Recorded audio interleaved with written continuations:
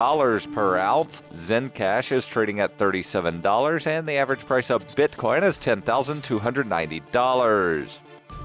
Antiwar.com reports the U.S. has finalized its aid freeze on the UN Palestinian Refugee Agency, confirming they will withhold over half of the $125 million pledged to the UN Review and Works Agency. The U.S. was expected to deliver the $125 million earlier this month, but did not. Officials later denied that the cut was finalized yet, but ultimately withheld $65 million, sending the remaining $60 million to the organization. The move was part of President Trump's promise to retaliate against the Palestinians for giving no appreciation or respect. There has, however, been no concern that cuts to the UN Review and Works Agency would impact Israel more than the Palestinians, as it's going to fuel unrest within the occupied territories that the Israelis will be stuck to deal with. U.S. officials told the press that the cuts are a message to the UN to challenge the way the UN Review and Works Agency operates, though as is so often the case with U.S. anger at such agencies, they offered no specifics on what changes they actually are demanding. Trump has in general wanted the Palestinians to express gratitude for his position on the peace deal and to accept his declaration as Jerusalem as Israel's capital. That clearly is not going to happen, so U.S. moves against them are likely to continue. For over 40 years, Roberts & Roberts Brokerage has been a trusted source for buying and selling precious metals like gold and silver. And as a Bitcoin-preferred business, Roberts & Roberts Brokerage has removed the minimum purchase amount for all orders paid in the digital currency. Call Roberts & Roberts Brokerage today for knowledgeable advice on buying and selling precious metals and a forward-thinking approach to new technologies. 800-874-9760 or visit online at rrbi.co. UPI reports the number of Americans without health insurance grew last year by more than 3 million people, the largest increase of uninsured since the Affordable Care Act was implemented, according to Gallup data. According to the data released by Gallup on Tuesday, the number of Americans without health insurance rose by 1.3 percentage points in 2017. The biggest declines in coverage were people aged between 18 and 25, as well as Black and Hispanic people and those with annual household incomes of less than $36,000. Gallup said the uninsured rate remains well below its peak of 18%, measured in the third quarter of 2013, prior to the implementation of the ACA's healthcare exchange and the health insurance mandate. In 2016, the number of uninsured hit a record low in the fourth quarter, down to 10.9%. Gallup speculated fewer insurance companies offering plans through ACA exchanges and a subsequent lack of competition driving up prices both may have contributed to the rise of uninsured people. Also, media coverage about the healthcare policies may have led some to question whether they would face a penalty by the federal government if they are uninsured. Gallup predicted rising insurance premiums, which are expected to continue to rise, could also result in some Americans foregoing health coverage. Young adults will be most likely to go without health coverage, meaning they will no longer help offset the cost of older, less healthy adults, which will drive up premiums even more. You can support FPP Radio by joining the Fans program. Fans are friends, allies, and numerous supporters. Fans help FPP afford to produce more original content. You can join the Fans program for as little as $1 per month through Patreon and get perks like ad-free versions of FPP Radio News and Peace, Love, Liberty Radio. To learn more or to join the Fans program, visit fans.fppradio.com. That's fans.fppradio.com. Reuters reports a group of 21 U.S. state attorneys general filed suit to challenge the FCC's decision to do away with net neutrality on Tuesday, while Democrats said they needed just one more vote in the Senate to repeal the FCC ruling. The state attorneys, including those of California, New York, and Virginia, as well as the District of Columbia, filed a petition to challenge the action, calling it arbitrary, capricious, and an abuse of discretion, and saying that it violated federal laws and other regulations. The petition was filed with a federal appeals court in Washington, as Senate Democrats said on Tuesday they had the backing of 50 members of the 100-person chamber for repeal, leaving them just one vote short of a majority. Even if Democrats could win a majority in the Senate, a repeal would also require winning a vote in the House of Representatives and would still be subject to a likely veto by President Donald Trump. This has been FPP Radio News, online at fppradio.com. Well, it's the end of an era and the beginning of a new one. Today, Pennington's black part of town moved across the river to North Pennington. The Thompson family sold their home on the east side and moved to the old Kirkland Place at 17 Mansfield Place, establishing the all-new black neighborhood. Northside residents are looking forward to the infusion of fun and funk that the new black part of town is sure to bring to their area. Mayor Mitzi Kranowitz presided over the dedication of the new black neighborhood, unveiling a sign designating it a landmark district. It's lovely, everyone. Pennington's diversity is its strength, whether it's Little Harlem or the so-called Gayborhood, where Paul and his partner Bryant have that cottage. Sheriff Stevens today announced that the heavy round-the-clock patrols that helped make the old Thompson house one of the safest neighborhoods in town will move with them. This has nothing to do with the black part of town moving here. We just want to make sure that everyone here has a comfortable place to live. This is the Onion News Network.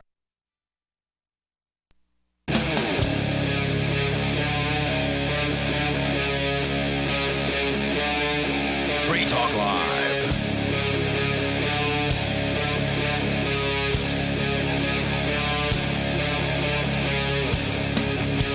It is Free Talk Live. You can bring up whatever's on your mind. Just dial in toll free here.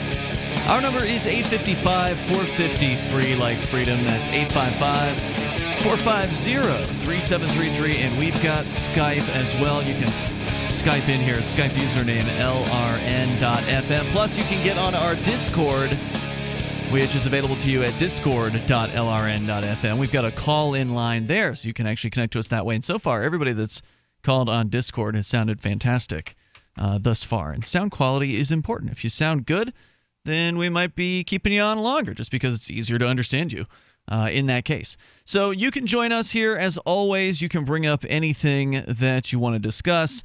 And something that we've been, that's been in the news, and we've mentioned it, I think, probably about a week ago, but we never really got into the details, was this marijuana bill, the one out of Vermont, that I think is pretty great news, because you finally have a state legislature actually moving forward with legalization for recreational purposes, or whatever purposes you might want to use cannabis. Some people use it for recreational purposes. Some use it for medicinal purposes. Others use it for spiritual purposes. So whatever your reasons are in Vermont, things are looking up. And of course, they're still behind the ball. Obviously, they're still following the several states that have legalized cannabis through the ballot box by using a referendum that people vote on. And that's the way the ball got rolling on this. And you finally got the first state legislature in the form of Vermont that's going ahead and passing this. And the governor has said that he will be signing it. So pretty much it's a done deal, even though all of the I's are not yet dotted, all the T's are not yet crossed. This story is coming from Vermont Public Radio, where the legislature is sending its marijuana bill to Governor Phil Scott for his signature, which would make Vermont the very first state to legalize marijuana through the legislative process. But what does the bill allow you to do if you are somebody who lives in the political jurisdiction known as Vermont? They interviewed State Senator Chris Pearson and Representative Celine Colburn about just how much pot and hashish you can possess, and about where you can and can't smoke it. And they get clarification on how many mature and immature plants that you can grow. Over there, they're intending this law to go into effect this July. So we're 6 months away, July 1st, nice, 2018. Will Coley joining me. I'm Ian Freeman here on Free Talk Live. Welcome to the program. 21 and older, so sorry, 18, 19, 20-year-olds, you guys are SOL out there for the moment, which, that's a weakness. Got to have a little control. Got to please the pearl clutchers. The state loves its control, man. They can't let go of control. Every legalization program is going to have some level of control on it, some level of taxing. What we've seen from the states that have legalized it so far is a pretty shocking level of taxation. I think it was 25% sometimes. I think in Washington State, I think it's 25% at 3 different levels. I believe it's 25% at the grower, wholesaler, and the retailer level. Yeah, that's what I heard. Something was like every time it changes hands. That's correct. It's a 25% tax every time it changes hands. Now, I think that's Washington. I don't know how many other states have adopted that particular scheme, but the interesting thing is when you look at the price of the legal marijuana out there, despite the fact that a huge chunk of it is taken up from taxes, they still have, because of open market competition, have been able to, or somewhat open market competition, more open than the black market, that they have managed to bring prices down. That the price of cannabis compared to what the black market prices used to be in those places is down significantly. Yeah, it's pushing because there's competition against the black market there now. So you see in states where there is no competition, prices are actually going up, and prices where there is competition, prices are not going up. Compared to where they were 15, 20 years ago, they are not going up. In Tennessee, they are. Really? Yes. What are you paying in Tennessee, or what ostensibly, allegedly? I don't know. Let's talk about high-end cannabis. High-end cannabis, 15 years ago, you couldn't find it in Tennessee. Okay. So you guys are coming out of the Stone Age as far as that. we're coming out of the Stone Age. There they have what they call a nickel. Which is a 5-gram bag. It'll cost you $45. Oh my gosh! All right, well, that's still. I mean, that's Reggie. That's regs. That's regs. Oh god. That's dirt commercial brick. Full of seeds, garbage. That's from Mexico. That's right now. Yes, that is right now. Right now, and you used to be when I was in high school. It was $30 retail for regs in the late '90s in Florida. When I was in high school, for a quarterback. When I was in high school, I could get that same bag for $20. It was called a nickel. So it has gone up. It's called a nickel because it weighs the same as a nickel. How can that be? I mean, have the police cracked down in Tennessee and after they've had success? 9/11, prices on everything went up, and it was all across the South. It wasn't just in Tennessee. Well, and it wasn't just marijuana. Drug prices all across the South went up after 9/11 because it became harder to bring it in. Well, now, you've got so much more competition because of the marijuana growing that's happening in many different states at this point. And as far as other drugs are concerned, you've even got the extra competition from like the darknet markets that are bringing extra levels of product quality and competition into various different markets, new ways for product to enter marketplaces that they had not existed before, because it used to be there were only so many big players in any given town, right? Like in any given city, there were only so many people who are the high-level dealers. Yeah. And now anybody who's got an internet connection, and the money to spend on it can, in theory, compete with some of those people. Yeah. And so that's a big change. You don't really get the what do you call it? The markup discounts. Like if you buy a gram of high-grade cannabis in Tennessee, it's $20. If you buy an eighth, it's $60. Still about the same price. If you buy a quarter, it's $120. That is crazy, man. Yeah. That is backwards as hell. It is. It's crazy. But, I mean, there's no competition. It's extremely high risk. Yeah, sure. Tennessee loves busting pot dealers. I mean, I lived in a town that had the worst rate for violent crime and murder, like solving the crimes. So bad when I was a kid that Johnny Carson actually mentioned it on The Tonight Show. Wow. But they are never, ever having a shortage of marijuana busts. They've always, they've got the drug dog out and he's sniffing around and they're pulling people over all the time. But, if you blow somebody's brains out, you ain't really got to worry about anything. It's crazy, man. Now, what about Kentucky? Because I'd always heard that Kentucky was a place where they grow a lot of weed. Same thing. But there's crackdowns in Kentucky. Same thing. Because they're supposedly big-time growers out there. They are big-time growers. There's big-time growers in Tennessee. What happened was all those old moonshiners, they realized that when they made moonshine legal, it was no longer particularly profitable to make moonshine. So now there's a popular song among bluegrass fans that says, corn's great if you want to be broke, but if you want to make money, you have to grow smoke. And in Tennessee and in Kentucky, there's a lot of marijuana fields that are grown up in those mountains, but still the prices are extremely high in that area because there's no competition, Wow. from legitimate, like being able to buy it over the counter kind of marijuana dispensaries. So we've been talking the beginning of the show about Vermont and the new state law that's going to go into effect as soon as it gets the governor's signature, which he's pledged to do on July 1st. So that's when it's going to happen. You'll be able to, if you live in Vermont, grow up to 4 immature plants and up to 2 mature plants at a time. So in theory, you could have 6 plants at any given time so long as only 2 of them are mature. And, of course, that's defined as a plant that is flowering. The number of allowable plants per living unit, not per adult, in the unit is okay. That is the number of plants per living unit, which means that a community garden plot would not be a viable option for a place to grow your marijuana plants. The state senator says the bill also says plants need to be grown, quote, in a secure spot, so that parameter wouldn't include community gardens. So again, lots of control. Oh my God. This is the devil's weed. We can't allow this in an unsecure spot where a child. What about the children? A child. Because, again, if marijuana is legal, then you don't really have to worry about security from other adults at that point. Because, What about the children? What about the children that have seizures that are helped by this medicine every day? If we're going to talk about the children and protecting the children, let's help them. 855-450-FREE if you want to join us. That's 855-450-3733. Or get on our Discord's call-in chat room. We're coming up.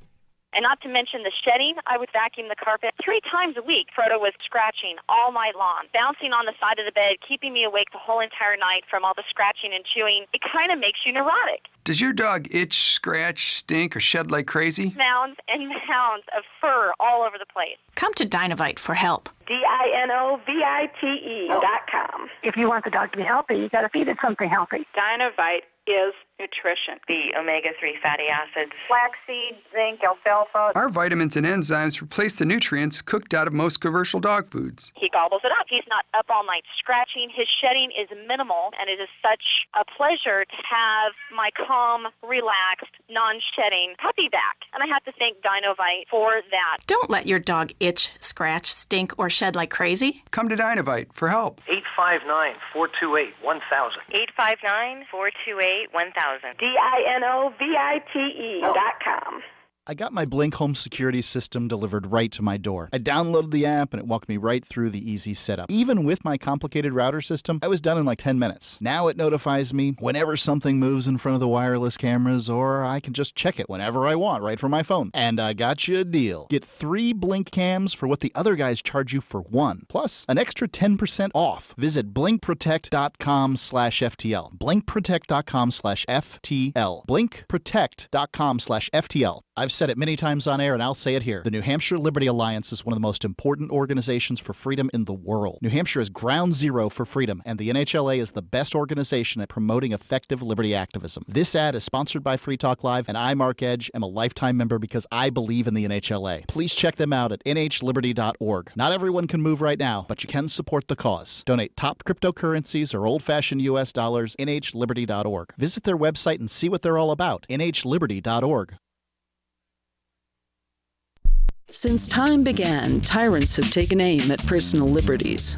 Now there's a movie that aims back.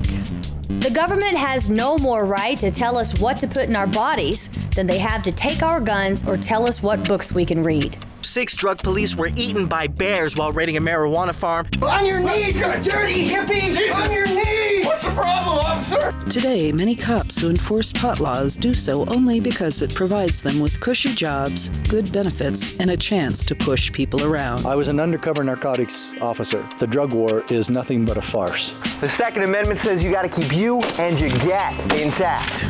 Guns and Weed, The Road to Freedom. A film by Michael W. Dean and Nima Vadadi. DVD available now at gunsandweed.com or on Amazon. That's gunsandweed.com. Makes the perfect gift.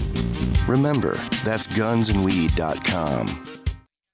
So you've heard all 3 hours of the latest episode of Free Talk Live, and you're still hungry for liberty-oriented audio content? Did you know that we have another 24/7 audio stream at LRN.FM? The Liberty Radio Network airs the latest episodes of some of the best liberty-oriented podcasts on the internet around the clock. In addition to recorded content, you'll also hear live shows like Free Talk Live, originating from our Keene, New Hampshire studio. So listen anytime at LRN.FM. That's LRN.FM.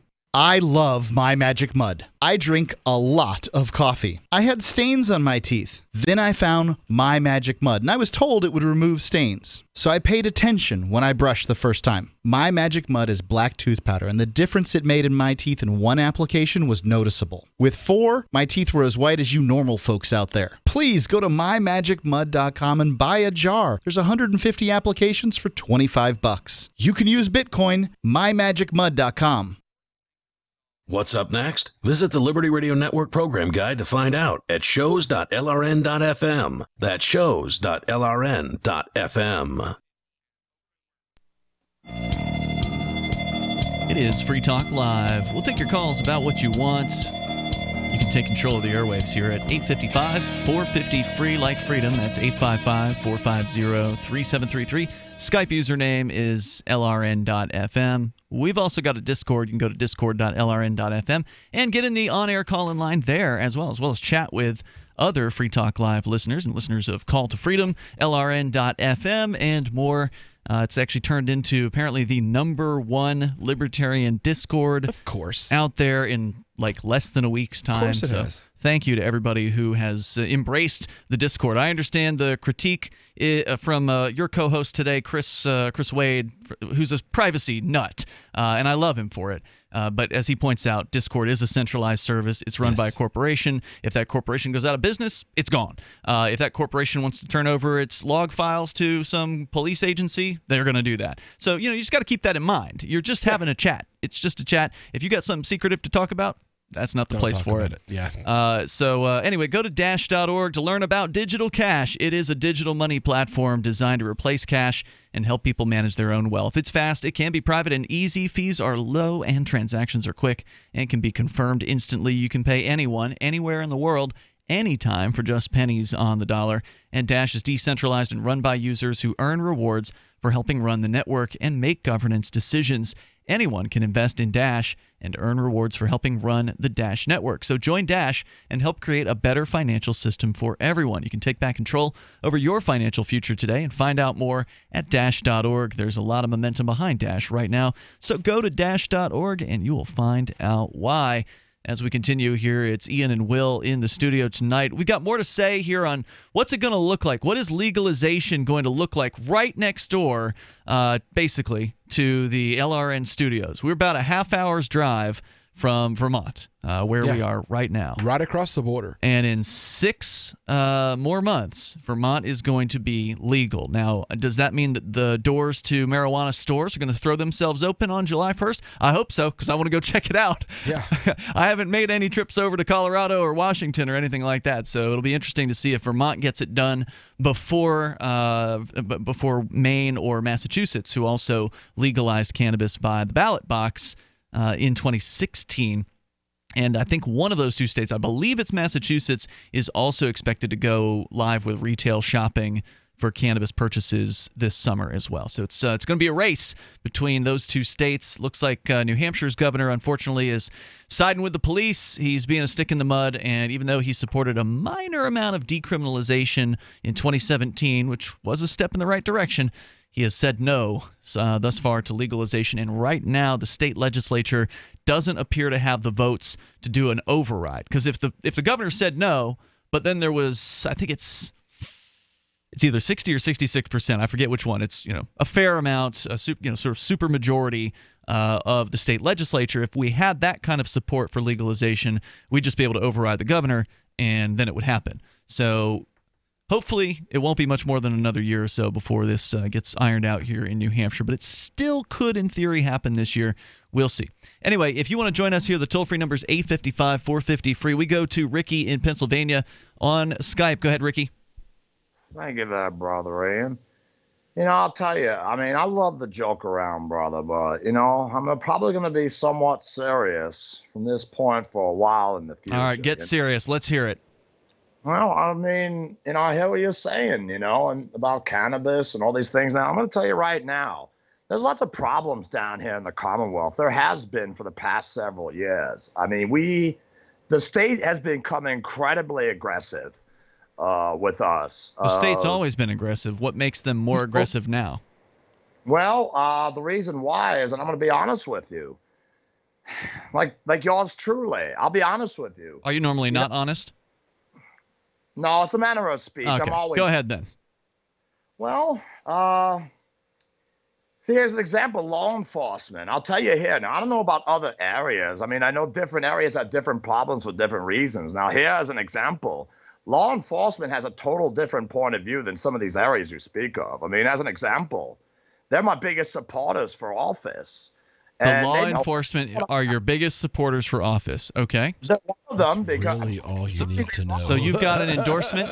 So the police union has given you an endorsement. Is that what you're saying? Didn't the police union endorse Trump? Probably. But I was just talking to an officer today, in fact, and see, here's the thing. They were duped because he's a liar. I'm very outspoken. I carry the Southern Cross. I mean it. And they know the things I say. I mean, law enforcement, when I say that everybody deserves to protect themselves with a firearm, including felons, they have absolutely no problem with that. Are you kidding me? I don't believe for a moment, Ricky, that most law enforcement officers would have no problem with felons being able to carry a gun. I'm sorry. I mean, there may be some of them out there who can see how felons should be able to carry a gun, because I think they should. I think that anybody who wants to be able to defend themselves should be able to do that, and I thank you for the call tonight, but it's an absurd claim. I mean, most law enforcement, they support the status quo. They not only support the status quo, but they support more laws. They support more enforcement. They support more tools. They support more aggression.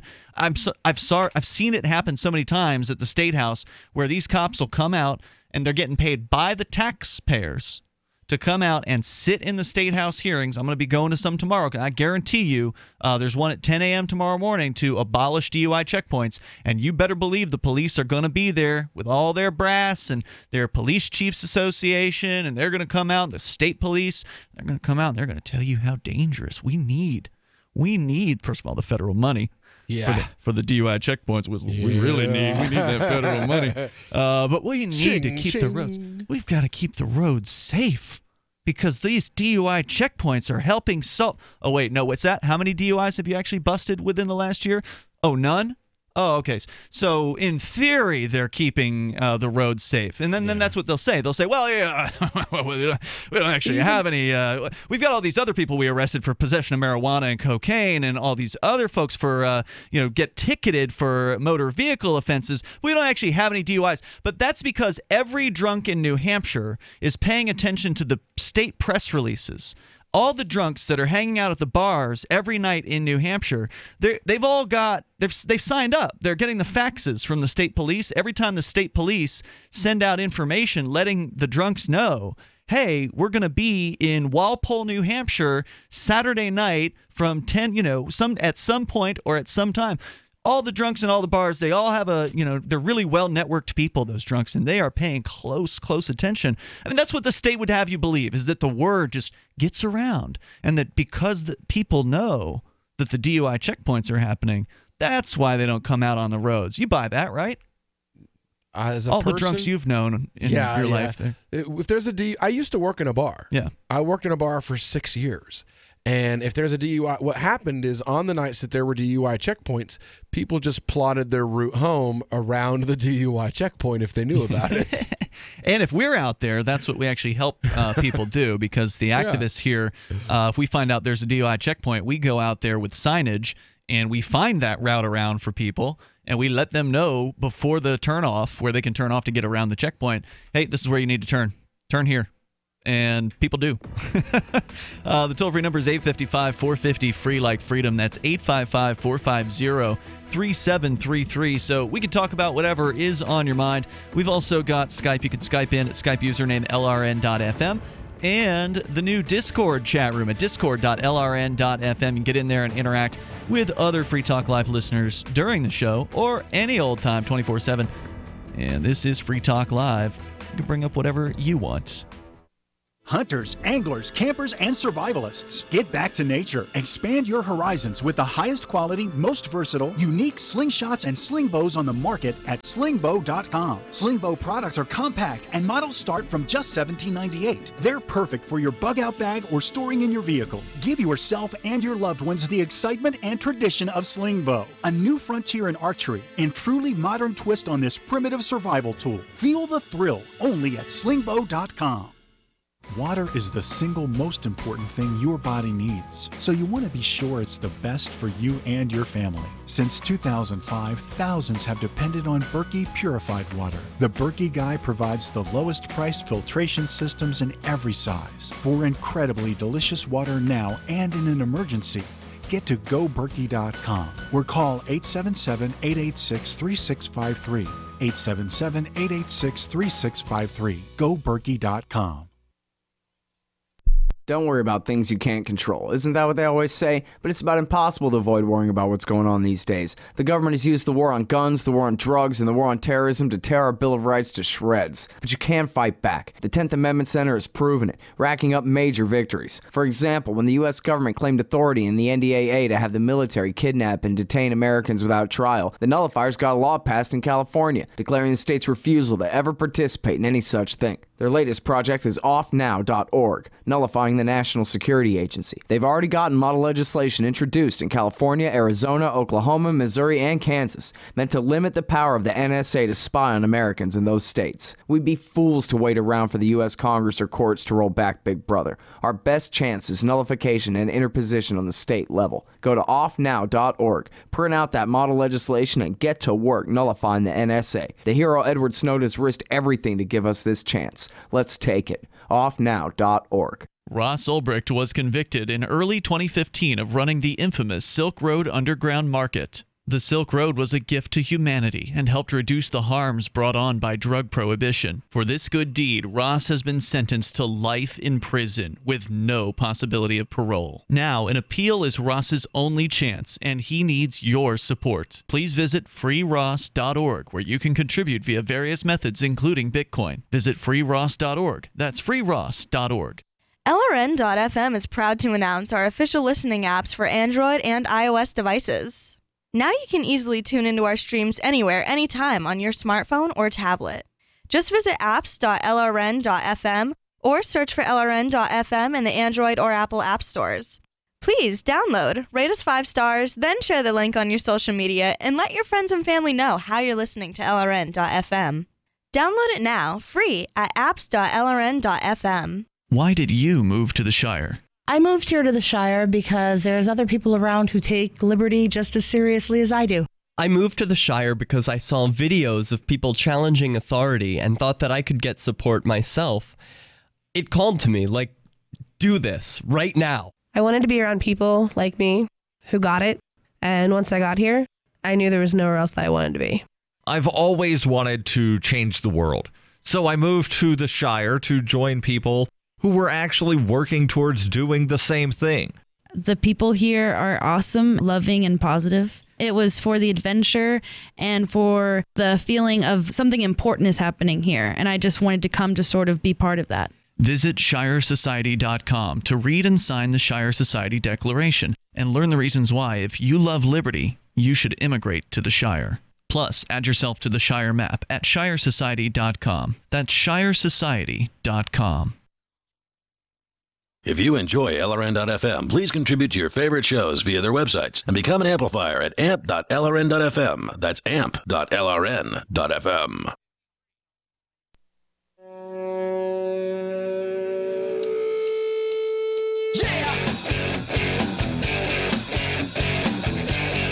This is Free Talk Live. You're invited here to join us toll free at 855-450-FREE like freedom.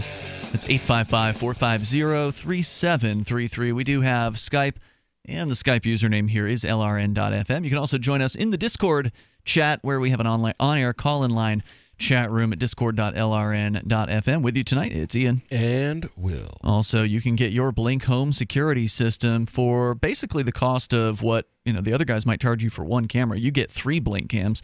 For that, you go to blinkprotect.com/FTL. It is about the easiest security system you'll probably ever set up because it's wireless. You don't have to be drilling holes, running cables through the walls, or anything like that.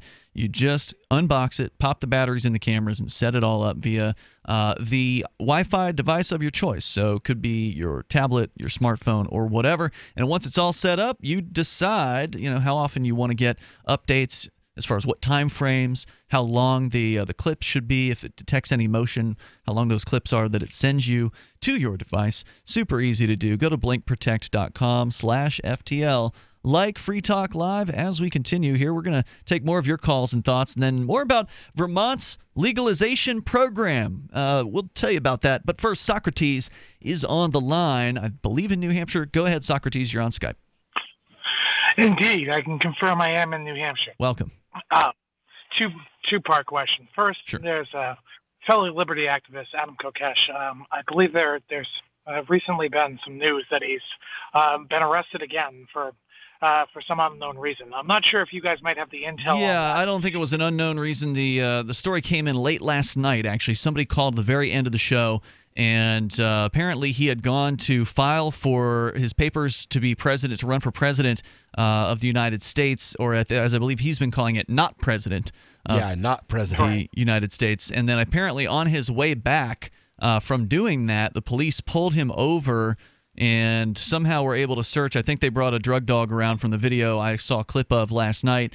The dog alerted on to the RV, of course, and they then proceeded to arrest him for 4 different charges. At least that was the report last night from Reason.com, which is where we were reading the story from. And one of them was possession of less than 2 ounces of cannabis. And then ostensibly there's at least 1 or 2 more drug-related charges in there, but they weren't naming what the other substances that were allegedly found in the RV. So everybody's like placing bets on what kind of a hallucinogen was. I bet it was DMT. No, it was probably LSD. No, he had mushrooms. No, man, it was ayahuasca this time. Like everybody like placing bets on what kind of a hallucinogen, like spiritual type medicine that he got caught he has with. done I believe it was it DMT? Yeah, I think he did DMT on video. You remember that when he was doing them on video on his YouTube channel? Yes, it was taken actually off his YouTube channel as it was reported as hate speech. Really? What? What? Yes. He didn't hate anybody in those videos. He's not a hateful guy from what I've seen. No, man.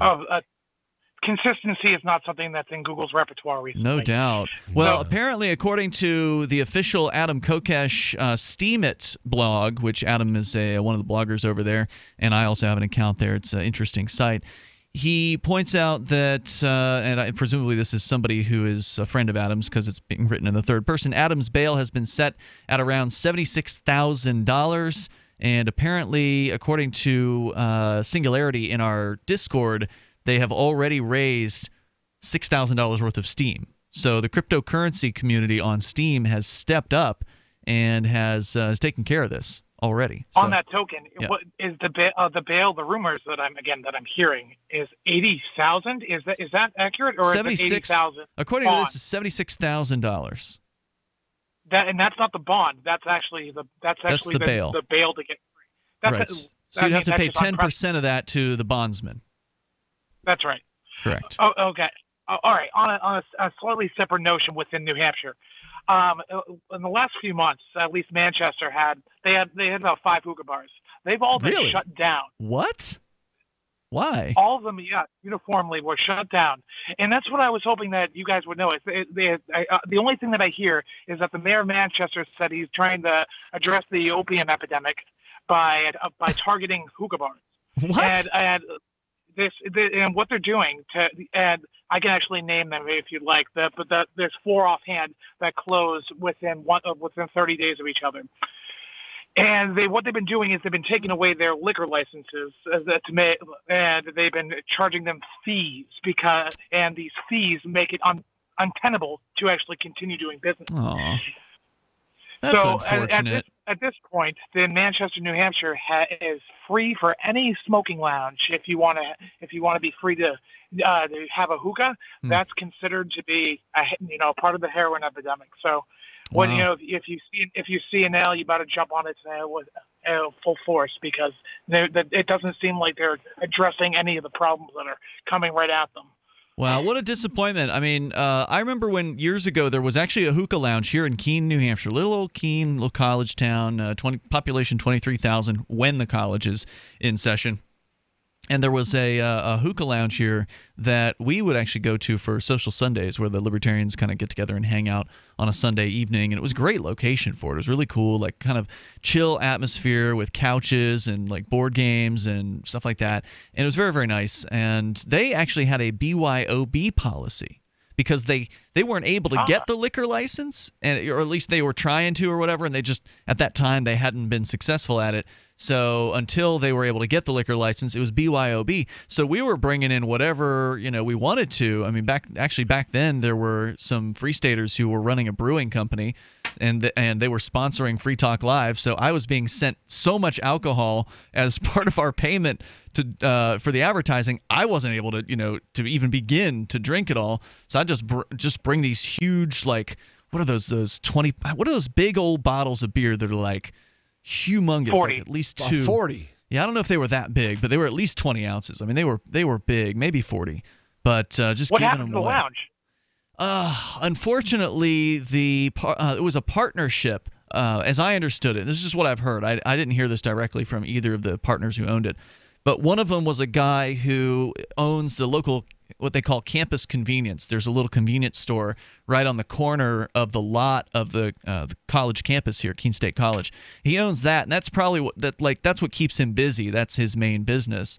And so he'd opened this hookah lounge with the help of somebody who was providing what they call sweat equity, which is a partner who doesn't actually invest with money. They invest with their time. So he basically had him as the owner, and then this other guy who's sort of part owner, but the guy who actually ran it. So the second guy, the sweat equity guy, was the guy who ran it. And at some point, the two of them had a falling out, and we don't know what that was about, but that resulted in the sweat equity guy walking.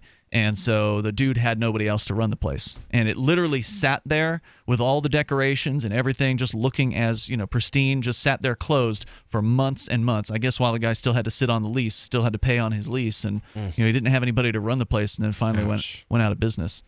So that was the last time we had a hookah lounge here in Keene. Well, I think that to my knowledge, across New Hampshire, that there is absolutely no hookah lounges that are public at this point, which is untenable for a free state to be moving so backwards. So it sounds like you want to invest in a hookah lounge. That's what I'm hearing. Oh, yeah, I absolutely would. But the problem is the government regulations would. It seems to me would try to find me out of business. What are the regulations, though? What are they getting fined over? Because the way this hookah lounge was smart, the way they were running things was they got around the smoking ban. Because one of the worst things that exists here in New Hampshire, I mean, it's a pretty free place compared to a lot of states, but it does have one of those pesky, if you're an indoor business, there's a smoking ban. They got around that by being a private club. So when you'd come in there, you'd have to be a member in order to come in there. Now, the membership was cheap. I mean, it was like, $20 a year or $15 for a year or something like that. And you could buy like a day membership just for $1. So anybody who wanted to could afford to be a member in this organization. And because it was a members organization, it is a private club. And so, therefore, the smoking prohibitions do not apply. It's essentially like the Elks Lounge or, some other place where private club members are the only ones allowed in there, not members of the public. So that might help you, Socrates. Thanks for the call tonight. Definitely let us know if you swing open the doors on a hookah lounge to private members, and that might help avoid the government's targeting. But there's no guarantees. More coming up. Does your dog itch, scratch, stink, or shed like crazy? Come to Dynavite for help. Order a 90-day supply of Dynavite. Pick up 2 bottles of Lico Chops, get the 3rd bottle free. New improved Lico Chops with omega-6, omega-3, vitamin E, and now 6 extra direct-fed microbials. Even better for the digestive tract and immune system. And dogs love it. Try Lico Chops. Buy 2, get 1 free. This is Henry Lukasevic for Dynavite. DINOVITE.com. Cryptocurrencies are successful because of good technology. The liberty-loving voluntarists who founded Zencash in 2017 took the best tech, like zero-knowledge anonymity and decentralized autonomous organizations, and are creating a secure platform for money, messages, and media that can be sent to anyone, anywhere in the world. Zencash is a cryptocurrency dedicated to peace, anonymity, and decentralization. Find out more at zencash.com. That's zencash.com. Does the current world crisis in North Korea or our domestic crisis right here in America concern you? Well, I know it concerns me. My friends over at Legacy Food Storage have solutions in the event there's the inevitable. What's the inevitable? Civil unrest, a run on your local grocery store. And here's my question to you. If this happens, how do you feed your children? How do you feed your grandchildren? Legacy Food Storage has the solutions. In fact, they can help you implement a simple plan to take care of your needs in the event of the inevitable. By calling them right now, I have authorized them to give you a special 20% discount at checkout by simply using GCN. Call 888-543-7345 or visit them at legacyfoodstorage.com. That's 888-543-7345 or visiting them at legacyfoodstorage.com. Make sure you use GCN at checkout for an incredible 20% discount. Don't be a victim. Take control of your life now.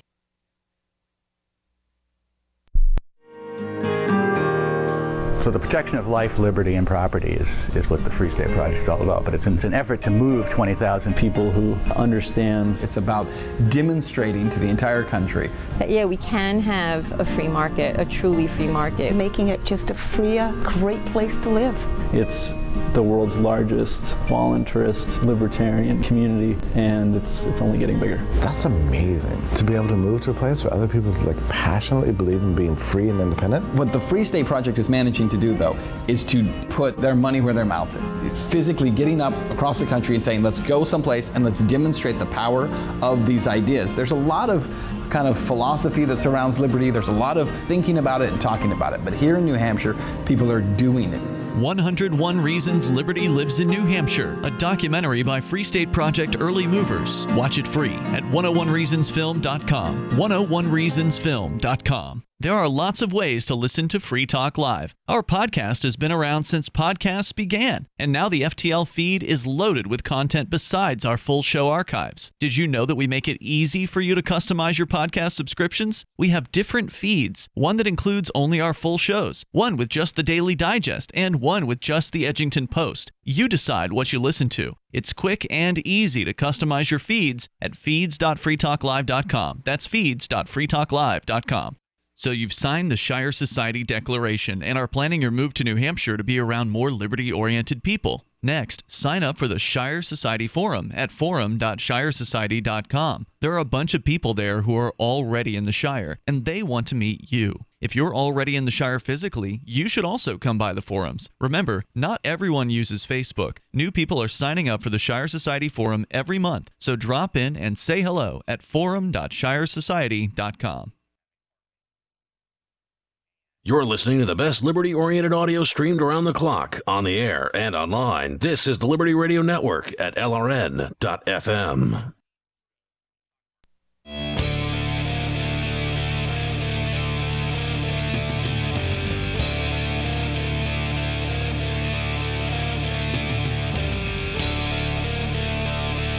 This is Free Talk Live. You're invited to join us on the radio here. Take control of the airwaves at 855-450-FREE, like freedom. That's 855-450-3733. Whether it's Adam Kokesh in jail, where apparently the cryptocurrency community is going to be kicking in the currency in order to be able to get him out of there. I don't know if that means that the bail bondsman is going to take that cryptocurrency, but there will probably be somebody who's willing to be the intermediary if that's the case. As we hear more about Kokesh and his status, we'll certainly let you know. And if you hear about it before we do, please call in at 855-450-FREE like freedom. That's 855-450-3733. And don't forget, you can join us on Twitch now. We've got a live stream that you can watch when we're live, and also you can see the Call to Freedom, which is Will's show, when he is live. He's doing it 5 days a week from Monday through Friday from 4 to 7 in the afternoon Eastern Time. Yeah. And, of course, we're doing 7 days a week from 7 to 10 at night Eastern Time. Those are our live hours on Twitch. You can go to twitch.lrn.fm. We are getting close to 100 followers on Twitch in just over a week's time. I consider that to be pretty good. Yeah. And then there's also a bunch of people who have actually taken the time to send us their Amazon Prime Twitch subscription, which you get to do. Apparently, you have to do it every month, so that's a pain in the butt. I guess you don't get signed up for a subscription. That's what one guy said in our Discord. But regardless, I still appreciate everybody who's done it anyway, so thank you for that. So check it out at twitch.lrn.fm. It is the only stream that we have that is in HD. So we've been on YouTube for a while, and we still have the YouTube archives that are available up there, and you can still watch us in live on YouTube, but the resolution is way lower on YouTube than it is on Twitch. So check it out, twitch.lrn.fm. They've also got their own chat room in there, although most people will chat over in our Discord at discord.lrn.fm. Now, in the last little bit, we were talking about cannabis, specifically the Vermont legalization that is going to go into effect in the beginning of July. Apparently, only people 21 years or older will be able to access it recreationally, legally. And again, these are steps in the right direction. Yeah. It's not ideal. And I hope that New Hampshire can be better than this, but I don't expect it to be. I don't. I'm wondering if with Sununu in office, they're just going to put gates at all the entrances to the state of New Hampshire. To the state house, you mean? Or the state of New Hampshire? From Vermont. To try to stop the marijuana? Stop the marijuana. Yeah, because there's going to be a lot of people crossing the border into Maine, into Mass, and Vermont. Exactly. We're completely surrounded at this point, and now we've passed, a bill in the New Hampshire State House has passed the state representatives. Yeah, state house, not the state Senate. Correct. We don't know what the Senate's going to do. Yeah. At this point. And the number of representatives here was not enough to do an override on a veto. So it's probably not going to happen this year unless somebody can bribe the governor. The marijuana industry can somehow change his mind. You know what I mean? But I mean, at this point, the writing is on the wall. So of course it is. Really just got it. If he doesn't get it together, he's going to probably lose his re-election campaign. Either that, or they're going to do. I mean, if he really wants to screw the pooch, what he can do is be do the Jersey and heroin thing, where it was all right, so we have a heroin problem. What we'll do is we'll triple the criminal punishments for it, and that'll fix the problem. And instead what happened was, they ended up with tons and tons of, expense on their budget in order to incarcerate all these people. And that specific governor got voted out the very next election, and they put in Chris Christie. So, and I think that was a Democrat that did that. And that's how they ended up with Chris Christie as the Republican. Now, I heard he just left. Yeah, he's done. Okay. He's done. That's good news. Good news for the folks there in New Jersey, which is the number 46th least free state, according to the Freedom in the 50 States study. In fact, I got a Jersey-related story coming up here in moments about a man who was jaywalking, got hit by a car while jaywalking, and then got a ticket. So the cops apparently the getting hit by a car aspect, putting you in a hospital, that wasn't enough of a punishment. He's not going to learn a lesson unless we give him a ticket. Oh, my favorite's when you go to these statist. Hardcore statist states, and you get pulled over, rushing your wife to the hospital because she's in labor. Or there was one where a child had been bitten by something and was in anaphylactic shock and was dying in the back seat. So I think the child died because the police pulled the father over and would not let him go to the hospital. And of course, there's no liability for the cops until they let him write the ticket. Yeah, for him speeding, and the child died. Those kinds of stories, right? In these statist utopias that we see, like New Jersey. It's awful. Let's continue here, though. Vermont, not so bad. I mean, they've got their problems, but they were one of the candidate states for the Free State Project. They didn't make it into the top 3, but they were there. Quote, the cultivation has to occur, talking about growing marijuana plants here, in an enclosed location. They can only be accessed by the cultivator or by individuals 21 years or older that they've granted permission to access the site, clarifying that an enclosure doesn't necessarily mean indoors. But if you want to start growing, take note, says Vermont Public Radio. This step does not contemplate where folks could find seeds or pick up starter plants, Pearson says of the bill. The bill also allows personal possession of 1 ounce of marijuana, but there's a clarification to make if you are growing your own plants. Quote, you may possess whatever your 2 plants produce, and it is certainly possible, from what I understand, to get more than 1 ounce from a plant. If you know what you're doing and you've got the right strain, you can definitely get more than 1 ounce per plant. So you can have, they say, whatever you get from your 2 mature plants, you can again have 4 other immature plants at the time that you have the 2. You so need 6 to take total. pictures though, because if they come in and you're like, "Oh, I got this from my plants," I'm not going to put it above the cops to be like, "Well, we just don't believe you." Yeah, you're under arrest. Yeah, tell it to the court. So they say here that you may possess the 2 plants production as long as you keep that marijuana in a secure place and in and on your premises where you've been growing. So if you, let's say, your plants produced 4 ounces, you could have 3 ounces sort of secured there within your facility or in your house, and then for some reason you were going camping or on vacation, you could leave with up to an ounce in your personal possession, said the state senator. In other words, if you're not growing your own marijuana, then you would be under this law able to possess 1 ounce and no more. Hashish, you may have up to 5 grams. Now, they generally consider the hashish category to be concentrates, so if you have wax or something like that, I think that may be included, but obviously I haven't read the law. Actual hash would not be included, just concentrates? Hash is concentrate. Yeah, it is. That's what hash is. It's concentrated cannabis. Well, concentrates and concentrated cannabis are different. Okay. Well, I don't know how they... Waxes and oils would be a concentrate. That's correct. Concentrated cannabis, like hash, would be a little bit different. Well, some kinds of hash. I haven't read the bill, so I don't know how... Yeah, I don't know how they categorized it. My understanding that I believe that's all the same category, but I could be wrong. Production. Per the bill, it is okay to make edibles. However, using butane or hexane to do chemical extraction is not allowed, and Pearson claims that much of that has to do with the safety of that process. Oh, so no wax and no oil then? Because normally that's how they do that, right? That's done. That's right.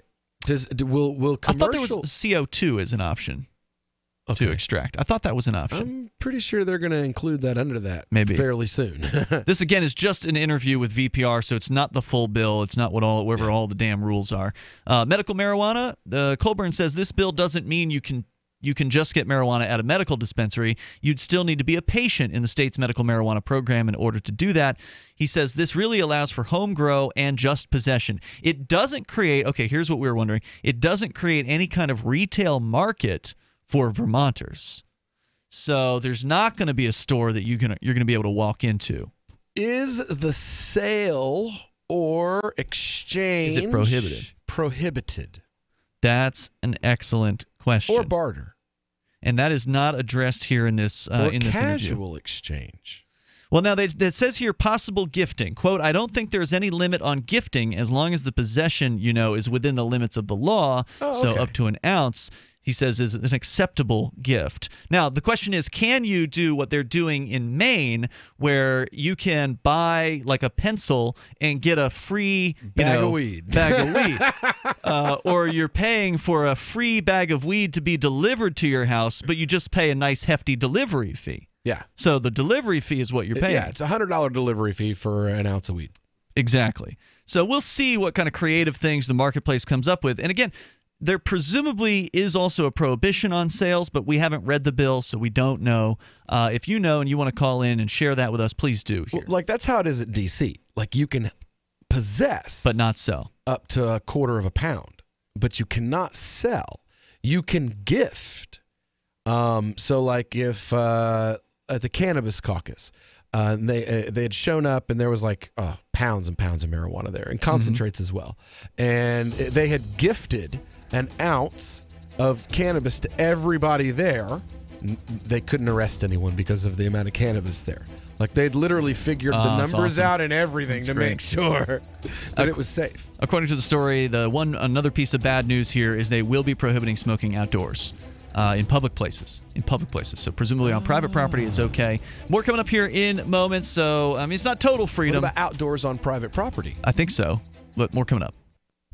It's about time something new came along for better selling and buying online. And I found it. What now, Marge? It's buysellmakeoffer.com. Never heard of it. It's a brand new company. That's why you've never heard of it. It's the newest and best way to sell any products online. I did all the research. Sell my car? Yes. Our home? Yep. My golf bag? Your golf clubs. All of them. How about your purse collection hoard? Hey, now. You said any product. Right. I did. We get 30 days free. Really? Packages starting from only $9.95. And buysellmakeoffer.com will never charge item fees, ever.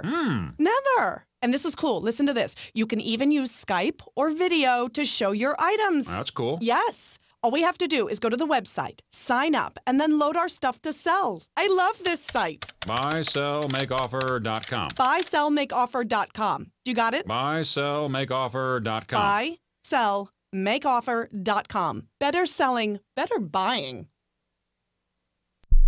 The new 4th edition of Healing Our World, The Compassion of Libertarianism, will take your understanding of liberty to a deeper level and has over 1,300 updated references, new cartoons, and a foreword by Dr. Ron Paul. With discounts for multiple book purchases, the 4th edition of Healing Our World is a great gift for the liberals, pragmatists, environmentalists, and Christians in your life who think libertarianism is cold-hearted. Get yours today at healing.freetalklive.com and use promo code FTL for a $5 discount. LRN.FM now has a Discord. Discord is a free text and voice chat platform, and we now have our own server with a bunch of channels at discord.lrn.fm. You can join other listeners as they chat about various things during our live shows, or anytime, day or night. Discord software is available cross-platform, so you can have it on whatever device you want and take your chats anywhere. Join our Discord at discord.lrn.fm. That's discord.lrn.fm.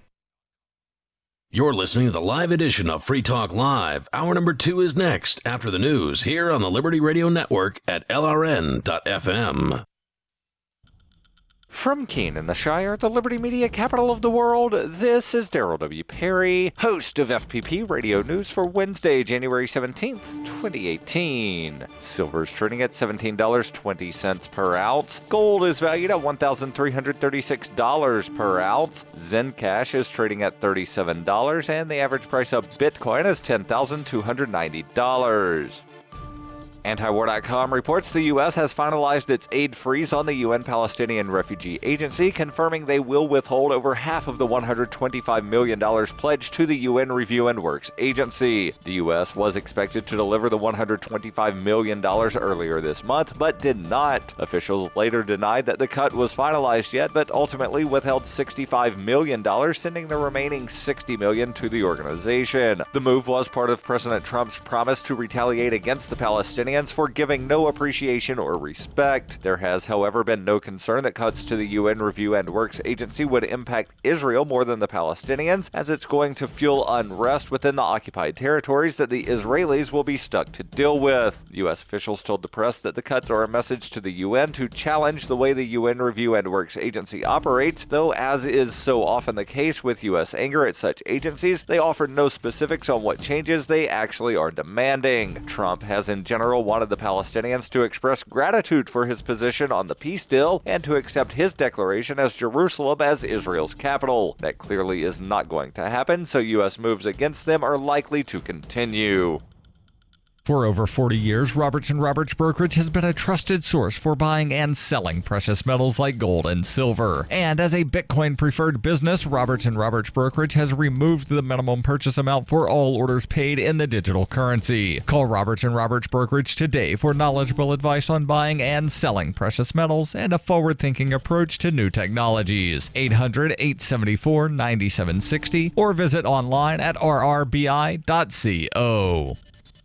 UPI reports the number of Americans without health insurance grew last year by more than 3 million people, the largest increase of uninsured since the Affordable Care Act was implemented, according to Gallup data. According to the data released by Gallup on Tuesday, the number of Americans without health insurance rose by 1.3 percentage points in 2017. The biggest declines in coverage were people aged between 18 and 25, as well as Black and Hispanic people and those with annual household incomes of less than $36,000. Gallup said the uninsured rate remains well below its peak of 18%, measured in the third quarter of 2013, prior to the implementation of the ACA's healthcare exchange and the health insurance mandate. In 2016, the number of uninsured hit a record low in the fourth quarter, down to 10.9%. Gallup speculated fewer insurance companies offering plans through ACA exchanges and a subsequent lack of competition driving up prices both may have contributed to the rise of uninsured people. Also, media coverage about the healthcare policies may have led some to question whether they would face a penalty by the federal government if they are uninsured. Gallup predicted, rising insurance premiums, which are expected to continue to rise, could also result in some Americans foregoing health coverage. Young adults will be most likely to go without health coverage, meaning they will no longer help offset the cost of older, less healthy adults, which will drive up premiums even more. You can support FPP Radio by joining the Fans program. Fans are friends, allies, and numerous supporters. Fans help FPP afford to produce more original content. You can join the Fans program for as little as $1 per month through Patreon and get perks like ad-free versions of FPP Radio News and Peace, Love, Liberty Radio. To learn more or to join the Fans program, visit fans.fppradio.com. That's fans.fppradio.com.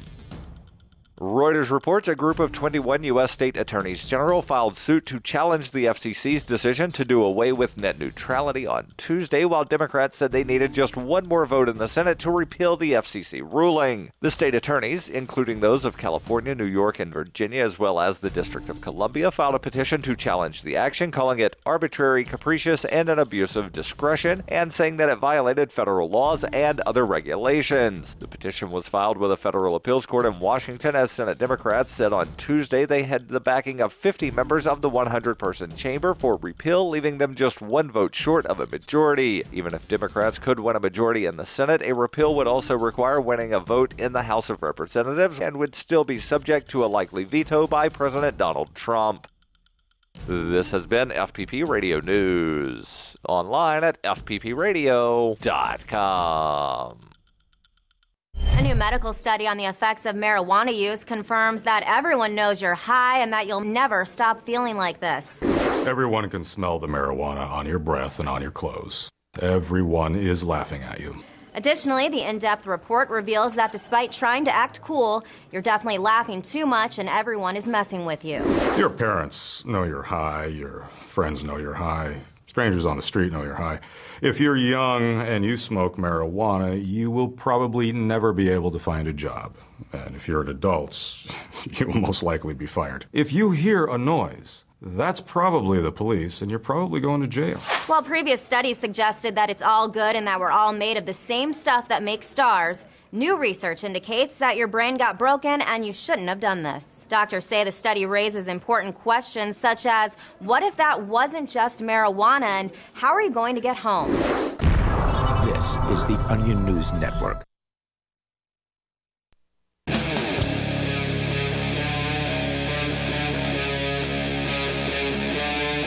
Free Talk Live. This is Free Talk Live, and you can bring up whatever you want. Toll free at 855-450-FREE, like freedom. That's 855-450-3733. We've got Skype as well, so feel free to Skype in here at Skype username LRN.FM. With you in the studio tonight, it's Ian. And Will. And we've also got Discord. You can call in on our Discord chat room where we actually have a on-air call-in line. And we actually have somebody in there right now. Stefan from Ohio is with us on the Discord call-in line. And the Discord, you can access it. And you can actually chat with other listeners any old time, day or night, over at discord.lrn.fm. Stefan, you're on the air. Go ahead.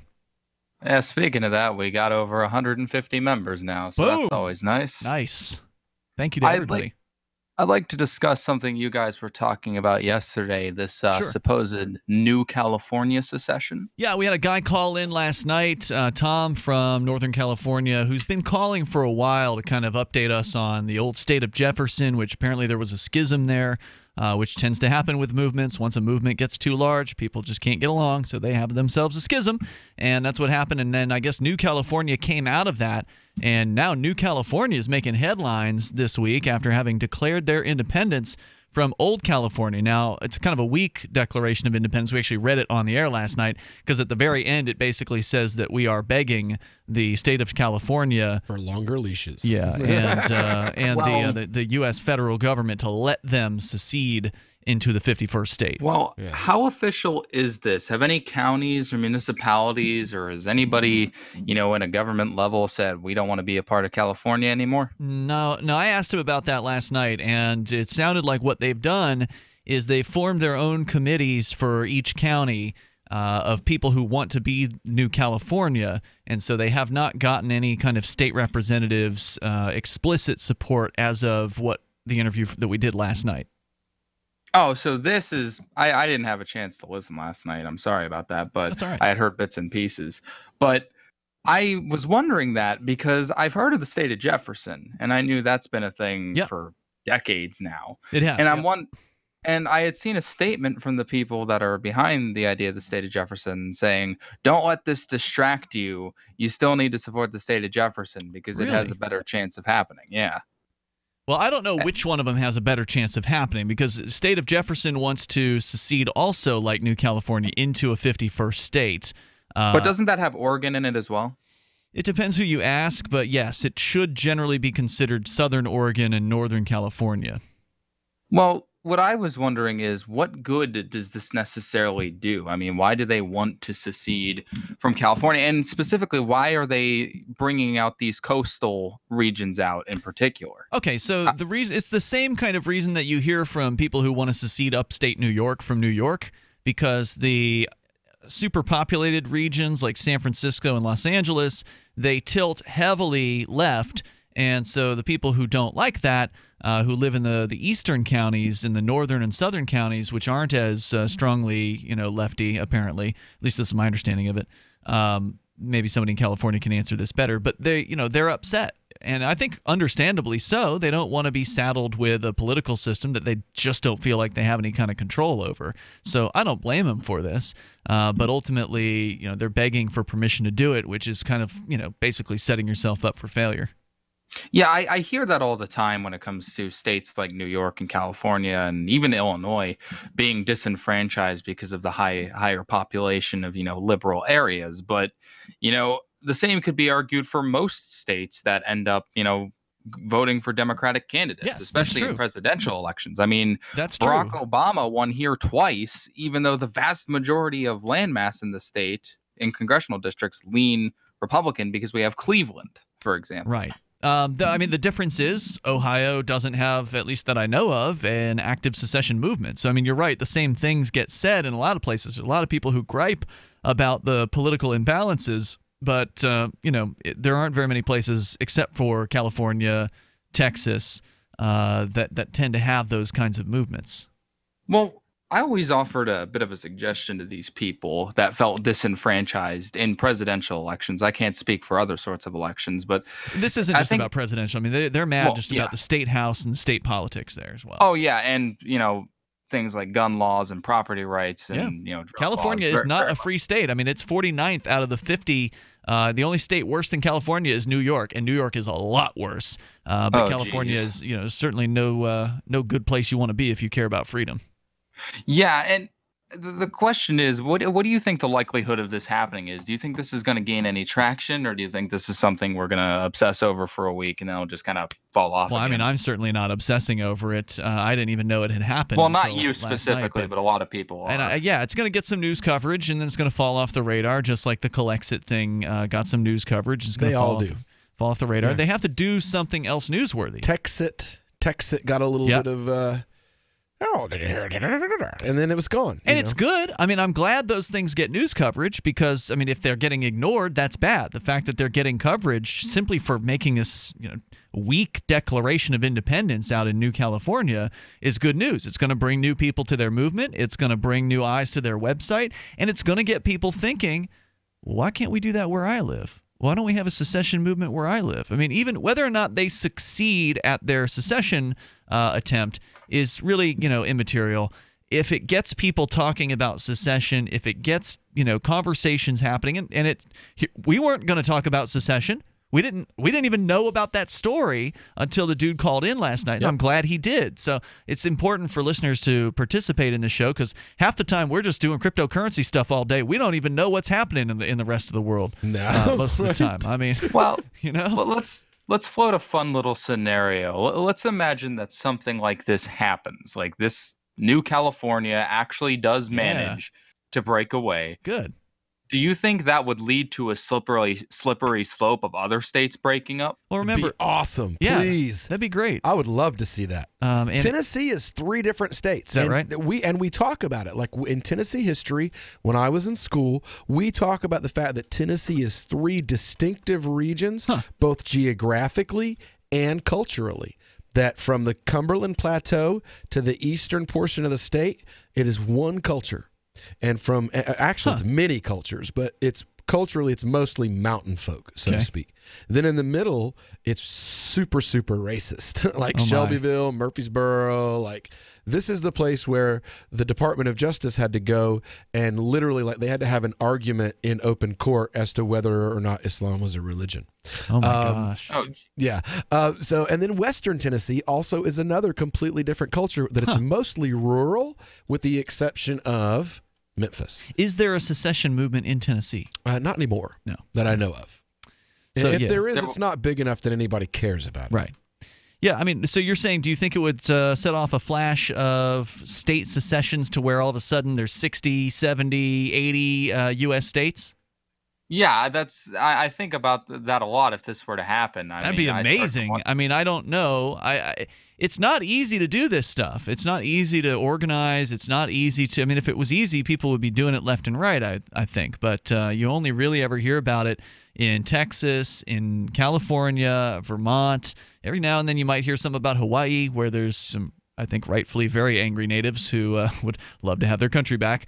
But and then New Hampshire, we get a little bit of buzz here, but not much. So we all got a long, long way to go before any of this stuff becomes possible. I think that's different than this new California movement, because this new California movement doesn't want to leave the United States. It just wants to become its own independent state. Yep. I don't think within our lifetimes we're going to see a state secede from the federal government, but we might see some state breakups. I hope you're wrong. I want it about as that. much as you do, Ian, but I just don't see that. I don't like saying, we're not going to do something. I think that if enough people talk about it, it can become real. If you get enough people talking about a thing, you can manifest that into reality. If this happens, you never know. People might think, oh, a state split in half. What's to stop the country from splitting in half? Awesome. Let's do that. It's just about beliefs. It really is. What is it that people believe? Because if people believe you can't fight City Hall, well, then guess what? They're not going to try. If people believe that you can never have secession in the United States, then they're not going to try. But if we can get that conversation on people's lips, on people's minds, and have people asking questions about it, like, well, what would it be like if we actually did secede from the United States? Would our lives be better?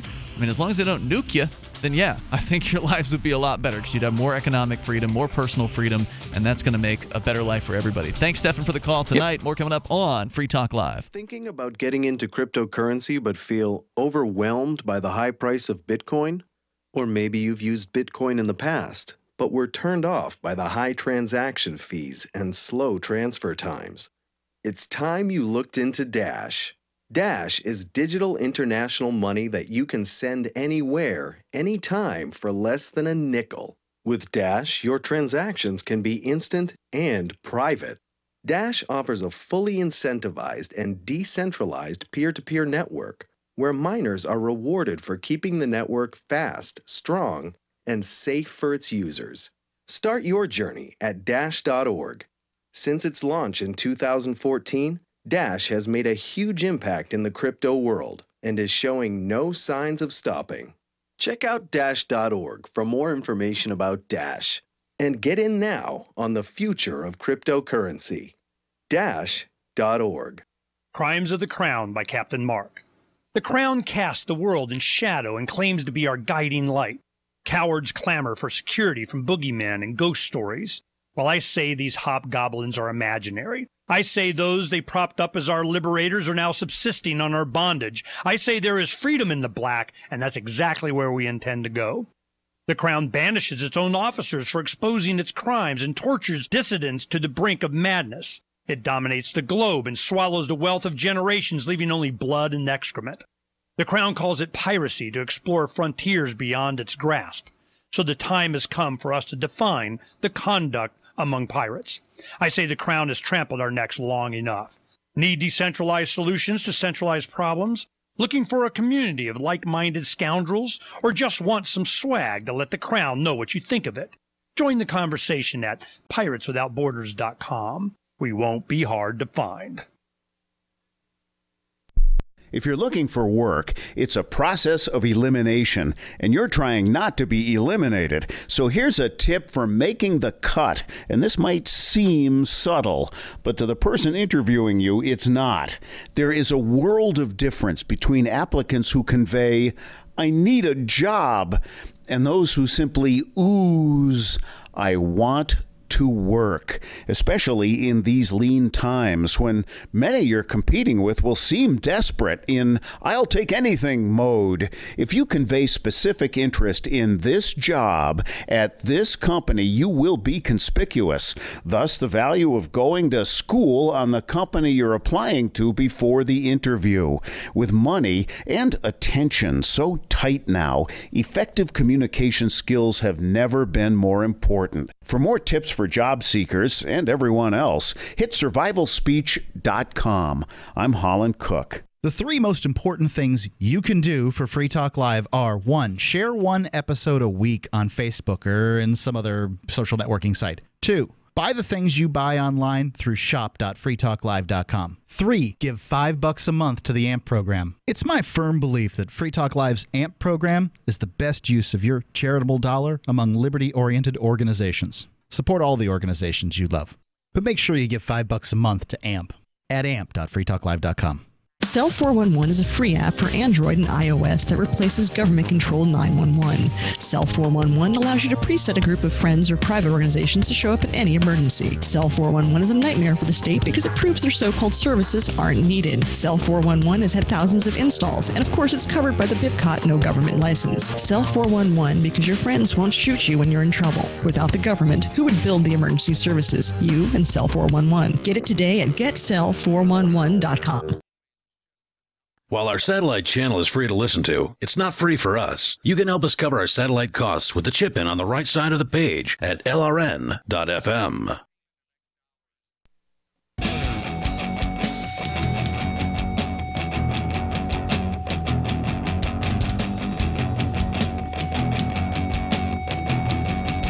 This is Free Talk Live, and you're invited here if you want to join us. The toll-free number is 855-450-FREE like freedom. That's 855-450-3733. We do have Skype at Skype username lrn.fm.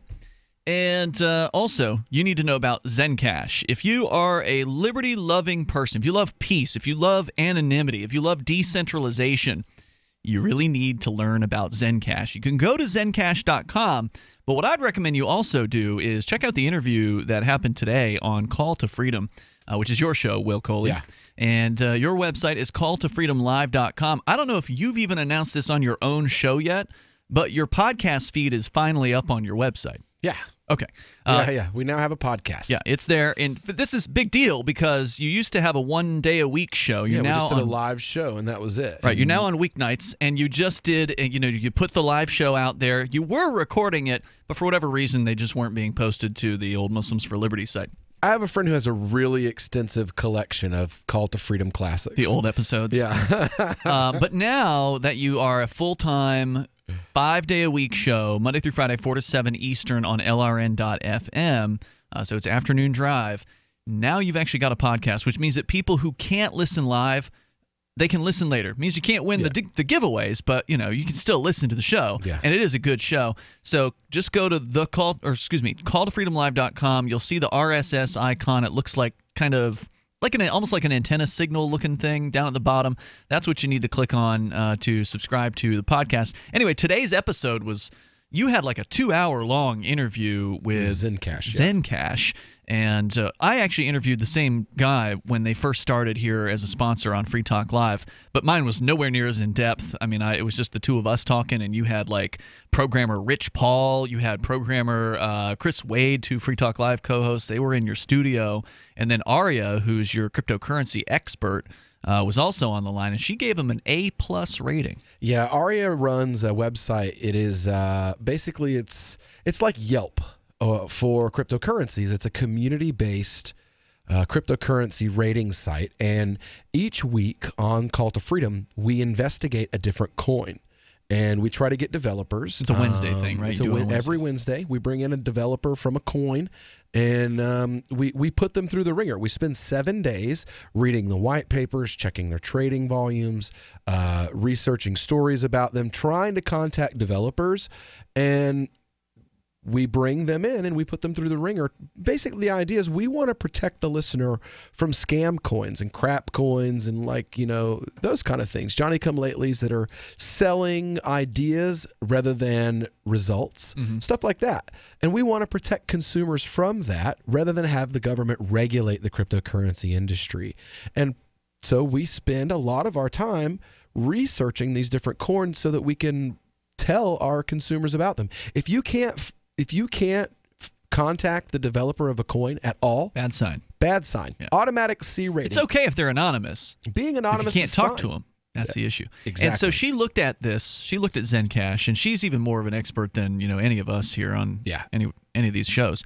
And she looked at it, and she was actually blown away by how good it was in all categories, and she gave it an A+, which she says she's never done before. She had never had been impressed like she was today. So I was really glad to hear that, because I was also skeptical, when at first, here's another crypto, and she what do you do? wasn't the only one that was blown away, though. Yeah. Both programmers that were sitting here in the studio were both just like, Chris just couldn't stop talking when the microphones were off. He was just like, oh my God, this is the best thing I've ever heard about. I want more. I want to buy more. And guess what? We had more. We gave away $200 Incredible. in free Zencash to lucky callers today. Happen. Zencash.com. You want to get the basics on what is Zencash. It is anonymous. It's got the decentralized autonomous organizations. It's got the zero knowledge anonymity. They got some of the best tech from some of the best cryptos out there, and they roll it all into one, and they've got a secure platform for money and messages that can be sent to anyone, anywhere in the world, and they're voluntarious. They're guys like us. They believe in freedom. They really do. Zencash.com. They really are so into it, they put voluntarism, that word is in their white paper. How many of the cryptocurrencies of the world can claim that?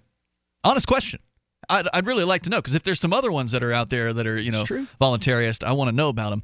Zencash.com. Again, that's Zencash.com. As we continue here, we'll take your calls, your thoughts about what you want. We were talking about cannabis earlier, but I know you had mentioned, Will, that you're concerned with the centralization of mining in the world of cryptocurrencies. Yeah, this is something we've actually talked about a couple of times, and you and I have actually, we've disagreed on whether or not it's something that's really happening or whether or not it's a problem. Well, it's kind of like the people who say that Microsoft is a monopoly, and it's like, no, they're not. They may have the majority of the market share in certain areas, like in personal computing, but they don't have the majority of the market share in business computing. And even if they did have the majority of the market share there, they're still not a monopoly. So what does it mean to be decentralized? Well, there's not one corporation that runs Bitcoin. There's no company where you can call up, and if you got a problem with Bitcoin, you can't call somebody, because there's nobody that runs Bitcoin that's one organization. It's just not like that. It's decentralized, meaning that anybody who wants to can mine Bitcoin. You just have to have the right equipment in order to do it. And generally these days, because there's so much competition in the mining sphere, again, because there's competition, that's another clue that it's decentralized. It's not centralized. But your argument is that, and I don't want to put words in your mouth, that because there are so few mining pools, that therefore it's centralized. Is that your argument? Well, yeah, I don't think anybody would really argue that the mainstream media is not being centralized into a few hands. That it started out with hundreds and maybe thousands of media companies in the 70s, and now those thousands of media companies... Thousands of media companies in the 70s? I mean, they had CBS, they had ABC, they had... Most affiliates NBC. were locally owned, though. They weren't owned by conglomerates. So a local CBS affiliate was owned by CBS locally, by local Some of programs. them still are. I don't know what percentage, but they are. Now, most CBS isn't even owned by CBS anymore. Now CBS is owned by someone else. ABC's not owned by Disney ABC. bought them. Exactly. And Disney now also owns Marvel, Time Warner. Like, there's tons of these different businesses that are I don't think devoted to Disney media. bought Time Warner. Spectrum, which is Charter Communications. There was a major buyout that Disney is in the middle of it. May not be Time Warner. It may be a different media company. But ultimately, Will, there's still nothing preventing you from starting a media company, and you've done that. I mean, you've got your own show. Would prevent me from starting a media company that could compete with Disney. Well, you don't have the funds that Disney has. I mean, you haven't been around as long as they have, but there's nothing stopping you from launching a website, from putting up your own radio show, which you've done, The Call to Freedom. You could start a television, program or network or whatever, and you could try to pitch it to cable networks and try to get it on there and start from scratch. There's just not many people willing to do that because it takes a fairly hefty outlay of, investment funds to be able to do that stuff. A lot more than it would have in previous years, and that's part of the problem with the centralization. Let's talk more about that coming up here. And in mining, it's the same way. The centralization has created a financial wall between average folks like me and you and getting into these industries. Let's talk about that on the way here. The toll-free number is 855-450-FREE. I'm not saying I disagree with you that there are fewer people playing than there have been in the past when it comes to Bitcoin, but I don't know if that means you can take away its decentralization card. But what do you think? You can join us here on Free Talk Live. Fully cooked, ready-to-eat bacon. I'm talking thick, meaty, center-cut presidential bacon. Savory and delicious. I buy some, I use some, I store some. Awesome. No refrigeration needed with a 10-year shelf life. NASA pack technology. Bacon. Fully cooked, fully hydrated, ready to eat right from the packed bacon or warm and served. Life-saving, ready-to-eat bacon. 10-year shelf life bacon. Ships free at fullycookedbacon.com. Fullycookedbacon.com. Anytime, any place, anywhere. Radio remains the most intimate of all forms of media. At home, at work, in the car, on smartphones. Over 90% of consumers still listen to radio every week. That makes choosing radio as a place to advertise your business one of the best decisions you can make. Email advertise@gcnlive.com and partner up with an experienced GCN representative. Advertise@gcnlive.com. Easy, affordable, effective. Free Talk Live. What is your goal? What do you want of this revolution that you speak of? You got to stir things up enough for the people will actually revolt in a big way. And what will that result in? Millions of people in the streets, and the military guys ain't going to like it. So what is your goal? You don't really know, do you? You don't really know what you want besides chaos. A bloody revolution in the streets is You the want a only bloody way. revolution? This is why I don't want to associate with people like you. Thank you for the call. You're dangerous and crazy, in my opinion, if you're talking about bloody revolution. Violent revolution just results in more violence in the future because the people who were the most violent are the ones that rise to power in whatever new power structure is created after the revolution's all over and done with, after the blood has spilt. Whoopee-doo, you've changed out one gang of criminals for another gang of thugs. Free Talk Live, 7 nights a week from 7 to 10 Eastern. Live on the Liberty Radio Network at LRN.FM. We've all heard about blockchain assets like Dogecoin, Ether, and Ripple. Bitcoin isn't the only player in the blockchain game any longer. And for those of us wondering how to get our hands on these digital assets, finally, there's a solution. Shapeshift.io allows you to buy and sell between your digital assets and Bitcoin instantly between your own digital wallets. I've used it with ease. Shapeshift.io. There's no account or email address needed. You send them the crypto you want to sell. They send back the crypto you want to buy. It's that easy. Shapeshift.io. Did you know you can watch Free Talk Live during our live show 7 days a week from 7 to 10 p.m. Eastern via our studio cams at cam.freetalklive.com? Plus, you can chat with other listeners while you watch, all totally free. Now that our live video stream is hosted by YouTube, our video archives will be online even faster, so be sure to subscribe to our YouTube channel. Listen, watch, and chat all free at cam.freetalklive.com. That's cam.freetalklive.com. Is spreading the message of liberty, cryptocurrency, and peace around the globe worth $2 per month to you? As you may already know, in addition to our internet feed, LRN.FM broadcasts on free-to-air satellite across North and Central America, as well as Sub-Saharan Africa. And we've been available on satellite for free 24/7 since 2010. The LRN.FM free-to-air satellite signal is reaching some of the most oppressive regimes in the world, and there's no doubt our ideas are making an impact. You can learn more about the channel's impact by watching the 3-minute video at fund.lrn.fm. If you'd like to help free minds globally with our ideas of liberty, cryptocurrency, and peace, you can donate as little as $2 per month via fund.lrn.fm.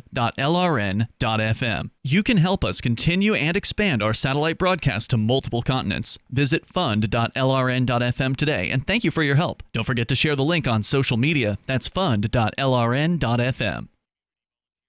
Do you love Twitter? Make sure you favorite the LRN.FM Twitter account so you can receive our tweets at twitter.lrn.fm. That's twitter.lrn.fm.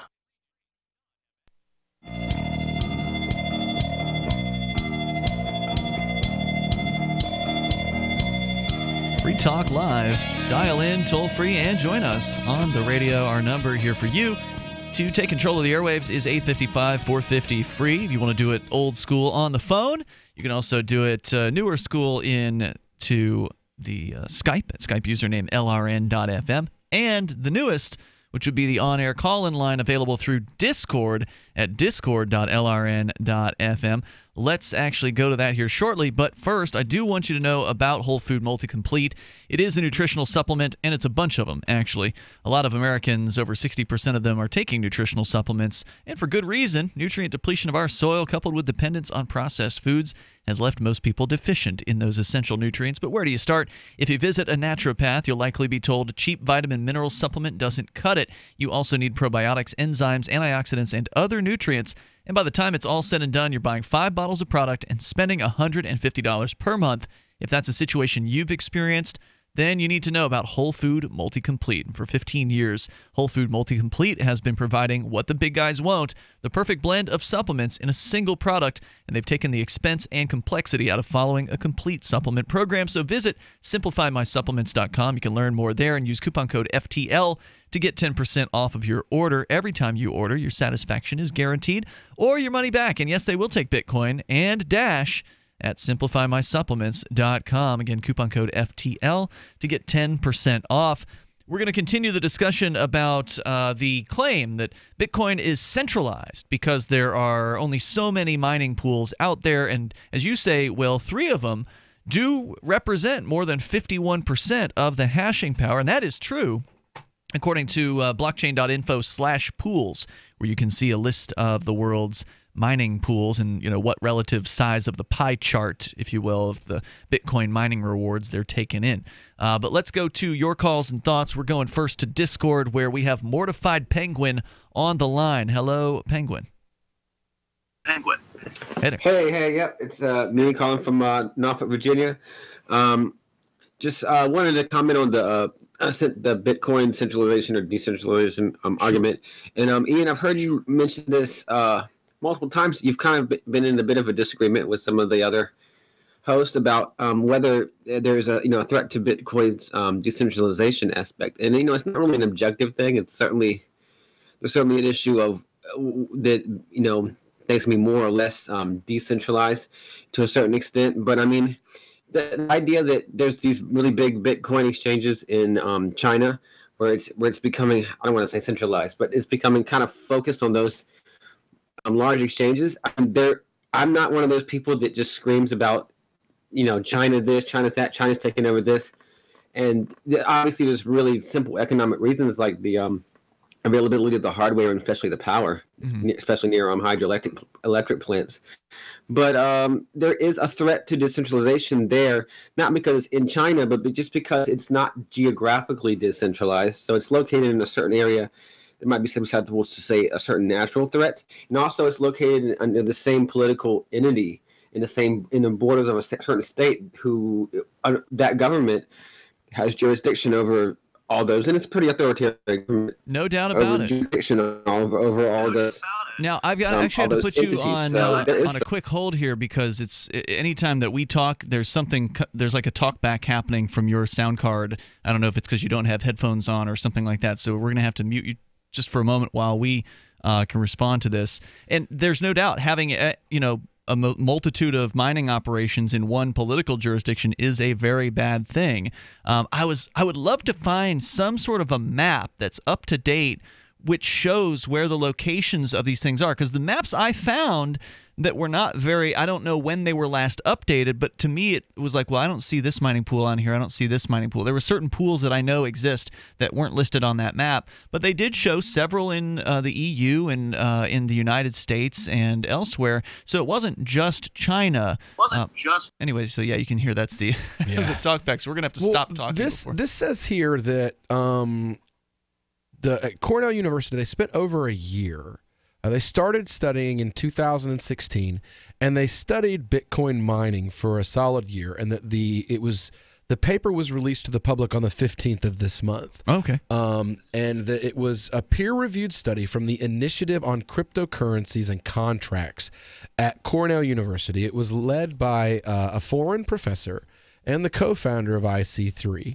And basically what he found was what the caller's talking about. And this is a direct quote from the study. It says, compared to Ethereum, Bitcoin nodes tend to be more clustered together, both in terms of network latency. Bitcoin nodes are different than Bitcoin miners. As well as geographically. Put it another way, there are more Ethereum nodes, and they are better spread out around the world. That indicates... We're not talking about the same thing here. You're talking about nodes. I looked at the node map, and those are not in China. In fact, there's very few of them in China. Bitcoin nodes are quite spread throughout the world, but not as much as Ethereum is what they're saying That's here. what they're saying is it's not as spread out as Ethereum, and that indicates that the full node distribution for Ethereum is much more decentralized than it is for Bitcoin.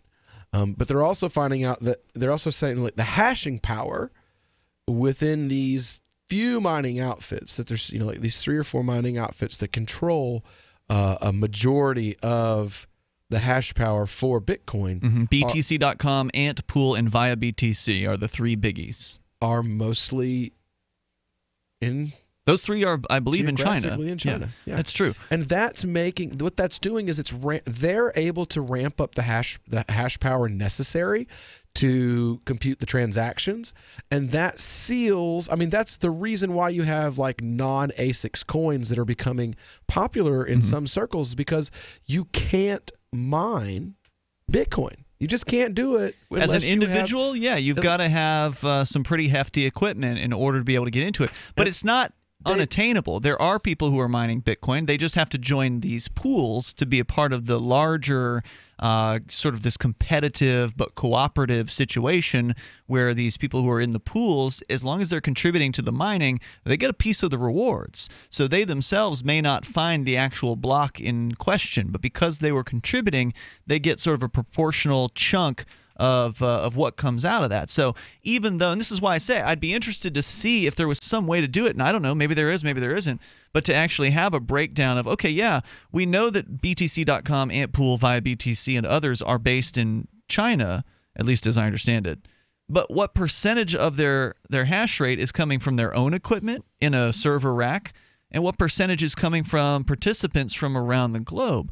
I don't know. Maybe it's 90% coming from their own servers, and it's highly centralized as far as their pools are concerned. I don't know if that information is public. I suspect it is, because I think that when you look at a mining pool, I believe that you can see a list of all the IP addresses, but I could be wrong about that. Let's bring Mortified Penguin, if we can, back on here for his comment, since he was the one who called in about this.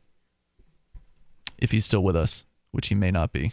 Mortified Penguin, are you with us? I think he went to check his audio card settings, so we'll see if he wants to come back here. Well, this study that says here that mining more than network latency with nodes is very centralized. The top 4 miners in Bitcoin and the top 3 miners in Ethereum control more than 50% of the hash rate. Yeah, that's true. Indeed, the entire blockchain for both systems can be determined by fewer than 20 mining entities. So you could literally, 20 mining entities, if they chose to work together, could take down the 2 highest market cap cryptocurrencies. But why would they do that? There's no economic reason to do that. The economic incentive is to continue to mine. You don't want to take down the currency, because then you're going to lose all your value. I think the miners have us all, the Bitcoin miners have us all held hostage right now with the fees. Well, the fees are not the miners' fault. The miners are they're just doing their mining operations. The fees are the fault of the programmers of Bitcoin Core who have refused to actually fix their broken coin to make it so there are no significant fees. Because they could do that if they wanted to, and they refused to do that. So you can't blame the miners for just doing what they've been doing the whole time. Are the fees not based upon the idea that the miners won't mine it if they can't make money? No, the fees are based on the fact that the network is full. So because the network is full, people are bidding up on top of one another to try to get their transactions through. You mentioned during your show there's over 300,000 waiting transactions right now on the Bitcoin network, which I believe is a new record high. So we can talk more about it coming up here in moments. Your thoughts are welcome. Free Talk Live. Cryptocurrencies are successful because of good technology. The liberty-loving voluntarists who founded Zencash in 2017 took the best tech, like zero-knowledge anonymity and decentralized autonomous organizations, and are creating a secure platform for money, messages, and media that can be sent to anyone, anywhere in the world. Zencash is a cryptocurrency dedicated to peace, anonymity, and decentralization. Find out more at zencash.com. That's zencash.com. You've heard of Bitcoin Cash, but did you know there's now a Bitcoin Cash wallet? The Bitcoin.com wallet is a simple and powerful full-featured Bitcoin Cash and Bitcoin Core wallet that allows you to send and receive either currency with anyone, anywhere in the world. The Bitcoin.com wallet supports both single and multi-signature wallets and is available in multiple languages. The Bitcoin.com wallet is available for Android, iOS, Windows, Mac, and even Linux. Learn more at Bitcoin.com. That's Bitcoin.com. Are you living your passion? Are you pumped to go to work because you get to talk about or work with or do the things that interest you the most? Is working, playing, and relaxing one and the same? As long as you're working for someone else, you'll never be living entirely true to yourself and your passion. I'm Pharmacist Keith. Let me show you how you can work around your current schedule, create the extra income so you can live your passion. Visit radio.recordedvideo.com. That's radio.recordedvideo.com. radio.recordedvideo.com. This is Dan Pilla. Do you owe the IRS money you can't pay? Are tax debts crippling you? I've defended people from the IRS for over 30 years. I've helped thousands, and I can help you too. I wrote the book on IRS settlement, and I'm telling you, there's no such thing as a hopeless case. Call 800-34-NO-TAX to finally get free of IRS debt. With the IRS's new programs, there's never been a better time to solve your problem. Call 800-34-NO-TAX. That's 800-34-NO-TAX, or my website, danpilla.com. Hi, I'm Derek J. I don't want a politician to represent me. To me, government is the idea that one group of people can coerce everyone to comply with an edict or face increasing punishments up to and including death. Despite perhaps the most noble of intentions, the best government services are a far cry from what could be provided for by voluntary interactions. Besides, the people who call themselves the government wage wars and put peaceful people in jail for crimes involving no victims. If Starbucks used some of its money to drop bombs, I wouldn't shop there. So why would I support the American empire? The empire does not require my consent. Derek J's Victimless Crime Spree. Watch it for free and order the Director's Cut DVD at victimlesscrimespree.com. That's victimlesscrimespree.com. Did you know we've taken our LRN.FM telephone listen line to a new level with the LRN.FM audio on demand line? Now you can call 712-770-8447 anytime and listen to LRN.FM's live feed. And you can listen to a bunch of our original shows on demand. Long distance fees may apply. Just dial 712-770-8447 and choose from the menu. 712-770-8447. When you hear the word lobbyist, you probably think about greedy corporations, but not all lobbyists are the same. Some are fighting for the freedoms you hold dear. Liberty Lobby LLC is doing just that in New Hampshire, working hard to represent you, not some special interest group. You can help by going to libertylobby.info, where your contribution will give us the tools we need to ensure that your voice is heard. Visit libertylobby.info today to find out more. If you enjoy LRN.FM, please contribute to your favorite shows via their websites and become an amplifier at amp.lrn.fm. That's amp.lrn.fm.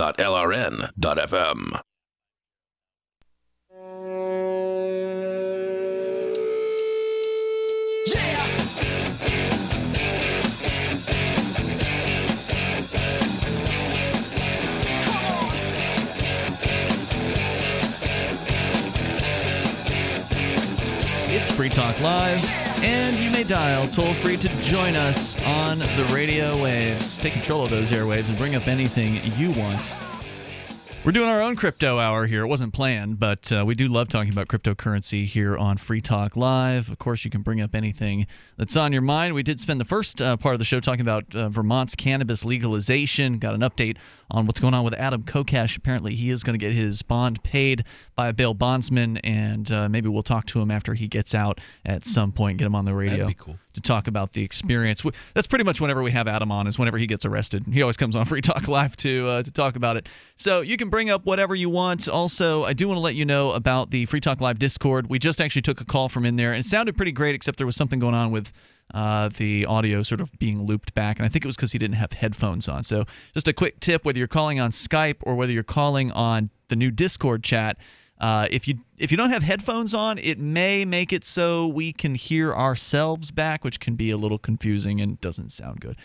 So that's one thing you want to consider to maximize your audio quality to us. And so we were talking about cryptocurrency, and Will, you've got a lot of concerns, and I think they're legitimate concerns. I don't want to downplay them at all. The concern being that, as you say, there maybe are about 20 of these mining pools out there in the world of Bitcoin right now. And that's between Bitcoin and Ethereum both. Okay. There are 20 mining pools that... Well, some of them do both. You know, they have different pools for different... That control over 90% of the hash rate for both of these coins. Like basically, these 20 mining outfits decide or can decide, if they decided to work together, what does and does not happen on that blockchain. Yeah, I'm counting at least 17 Bitcoin pools here on the blockchain pools page. So there's at least 17 of them just in this pie chart. Well, no, they're talking about like the strength of the hash rate, how much control they have over the hash rate. Yeah, in this case, there's 17. The whole hash rate's divvied up by those. There's big players. There's like a top 3 that control more than 51%. Yep. And then there's like, a top 5 that control 75% of this. So that's, there's definitely a few big players that are competing here. Now, but the fears are about cartelizing, right? That's the fear? Not only that, but you could have, say during the Bitcoin Cash, the attempt at the Bitcoin Cash takeover, say the top 3 Bitcoin mining outfits decided to work together and just switch all their mining effort away from Bitcoin to Bitcoin Cash. It would crash the Bitcoin market. People would lose tons and tons of money. Not necessarily. Let's look at what actually happened rather than the concerns about what might happen. What actually happened when Bitcoin Cash forked off in August, which was the very first time ever this has happened with Bitcoin, where Bitcoin's gone, it's gone strong for a long time. There was this big disagreement between people who were the programmer types, and some of them said, well, we're not going to come to an agreement, so we're going off, we're doing our own thing, we're launching Bitcoin Cash, we're going to fork Bitcoin into 2 competing chains, 2 competing blockchains, which are, the blockchain is the guts, the public ledger that are essentially the guts of the operation. And so they split that. They copied basically Bitcoin into Bitcoin Cash, and then there's 2 competing chains. Well, what happened at that moment was some of the miners had to make a decision. Okay, we've been mining Bitcoin for a long time. There's a lot of fees. We get a lot of money, make a lot of money mining Bitcoin. But do we want to support this new Bitcoin Cash?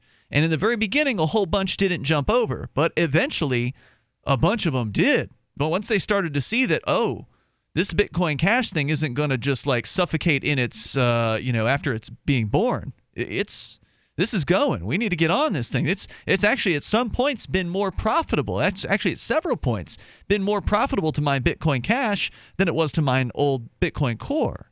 And so what you saw happen was a bunch of mining power went over to Bitcoin Cash, and as a result of that, did Bitcoin's price go down? No, it didn't. Over time, Bitcoin's price has gone up significantly. Now, it's gone down within the last couple of days, but everything's price has gone down within the last couple of days. So what happened was, when these mining people left Bitcoin Core and went over to Bitcoin Cash, there was a huge drop as far as the hash rate was concerned. And that resulted in not the price going down, but it resulted in the blocks coming slower. So with Bitcoin, they have, in Bitcoin Cash, they target 10-minute blocks, which means that the miners, they're finding these blocks. That's what the miners are mining. They're looking for, they're solving very complex math, kind of cryptographic equations or whatever. And that's when they solve that thing, then they find complete the block, all the waiting transactions that can fit into the block go into that block, and then it gets written to the blockchain, and they get 12.5 Bitcoins plus whatever the mining fees were for all those transactions. So they get a fair amount of tens of thousands of dollars. That's another thing actually over 100,000. That's mentioned in this study, though, is the problem with the block size in Bitcoin is even mentioned here. It says right here, and this is according to these like people that are involved in this study, we have seen no sound quantitative argument for any specific value of the maximum block size in Bitcoin. So they've seen no argument for what exactly? That there should be a maximum block size. I agree with that. Satoshi didn't originally have one. So that means that means the central planners basically in the programming side. That's right. Of Bitcoin. Could fix the problem. They sure as hell could fix the problem. No effort at all.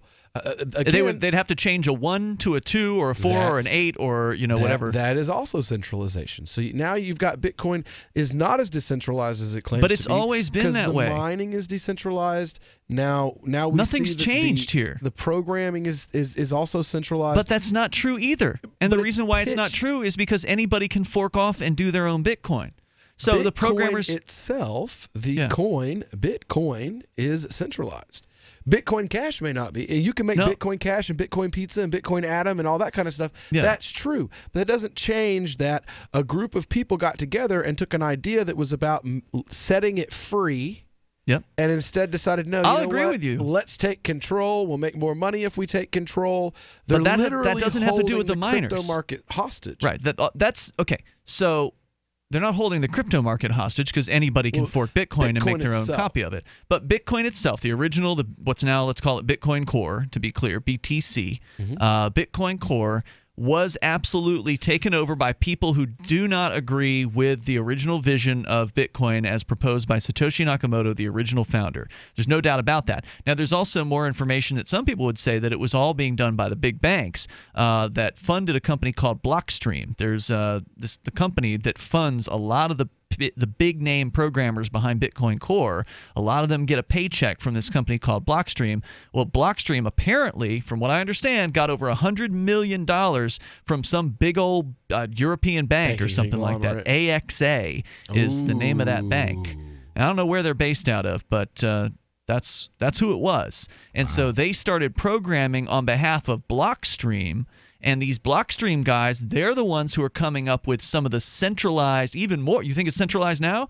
They're talking about more centralized technologies to take transactions off the blockchain. They're calling it the Lightning Network. This is my understanding. Now, I'm not a programmer, and I'm sure there's somebody out there who's going to disagree with this, but that's my understanding is that this Blockstream company wants to make profit off of doing off-chain transactions, meaning doing Bitcoin transactions that do not show up publicly on the blockchain until it all gets settled out later on or whatever. And again, I don't know how all that works, but some people are saying that's even more centralization of the original Bitcoin. But I agree with you.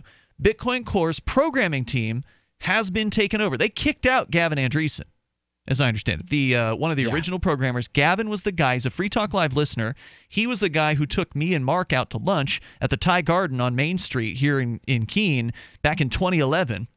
And he told us about Bitcoin. He sat down with us and he answered our questions about it. And of course, we were, still skeptical. I was even more skeptical than Mark was at the time. And he gave Mark 27 Bitcoins to pay for the lunch in that particular case.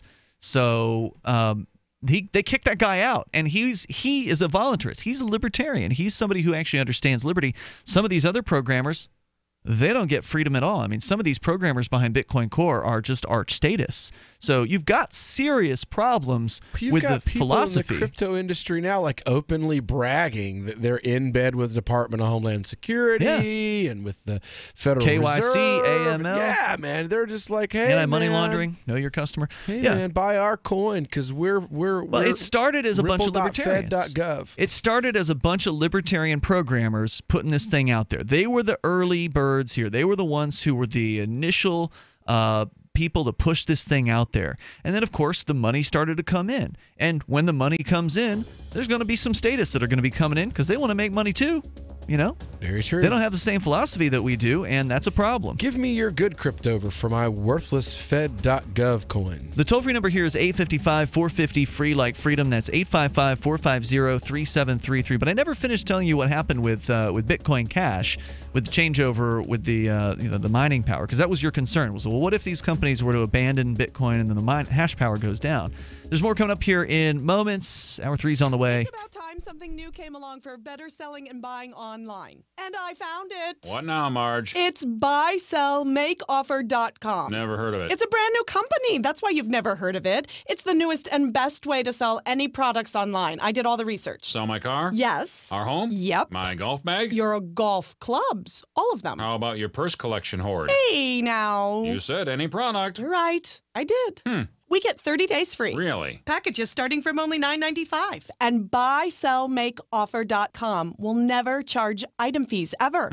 Never. And this is cool. Listen to this. You can even use Skype or video to show your items. That's cool. Yes. All we have to do is go to the website, sign up, and then load our stuff to sell. I love this site. Buysellmakeoffer.com. Buysellmakeoffer.com. You got it? Buysellmakeoffer.com. Buysellmakeoffer.com. Better selling, better buying. Hi, this is Mark Edge of Free Talk Live. Michael W. Dean's book, User's Manual for the Human Experience, changed my life. In a culture that attempts to turn you into a compliant victim, this book gives you implementable steps on everything from how to be aware of your environment, walking down the street, to business, to how to handle a toxic person in your life. If you're a human, you need to read this book at least once. Go to Amazon and get the Kindle version, or paperback, or an audiobook of A User's Manual for the Human Experience. If you want to know the latest about Free Talk Live before we go on the air, all you need to decide is how you want it delivered. It's your choice. Visit news.freetalklive.com. You can get emailed announcements and participate in contests via our email updates list. Plus, we have a Twitter account that you can follow and a Facebook page where you can become a fan. So visit news.freetalklive.com to get news about Free Talk Live as soon as it's announced and the way you want it delivered at news.freetalklive.com. That's news.freetalklive.com. You're listening to the live edition of Free Talk Live. Hour number 3 is next after the news here on the Liberty Radio Network at LRN.FM. From Keene in the Shire, the Liberty Media capital of the world, this is Daryl W. Perry, host of FPP Radio News for Wednesday, January 17th, 2018. Silver is trading at $17.20 per ounce. Gold is valued at $1,336 per ounce. Zencash is trading at $37, and the average price of Bitcoin is $10,290.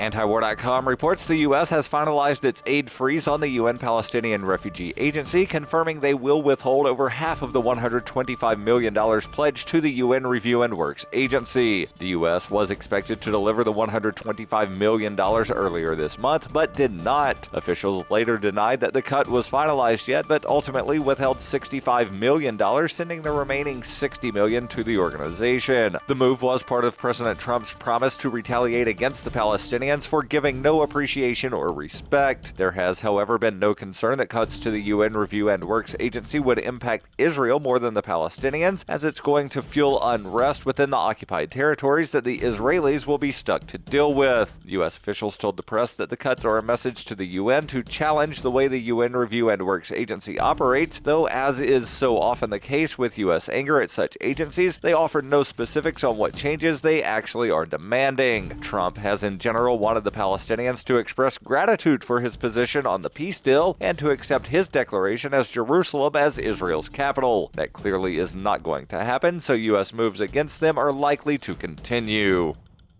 For over 40 years, Robertson Roberts Brokerage has been a trusted source for buying and selling precious metals like gold and silver. And as a Bitcoin-preferred business, Robertson Roberts Brokerage has removed the minimum purchase amount for all orders paid in the digital currency. Call Robertson Roberts Brokerage today for knowledgeable advice on buying and selling precious metals and a forward-thinking approach to new technologies. 800-874-9760 or visit online at rrbi.co.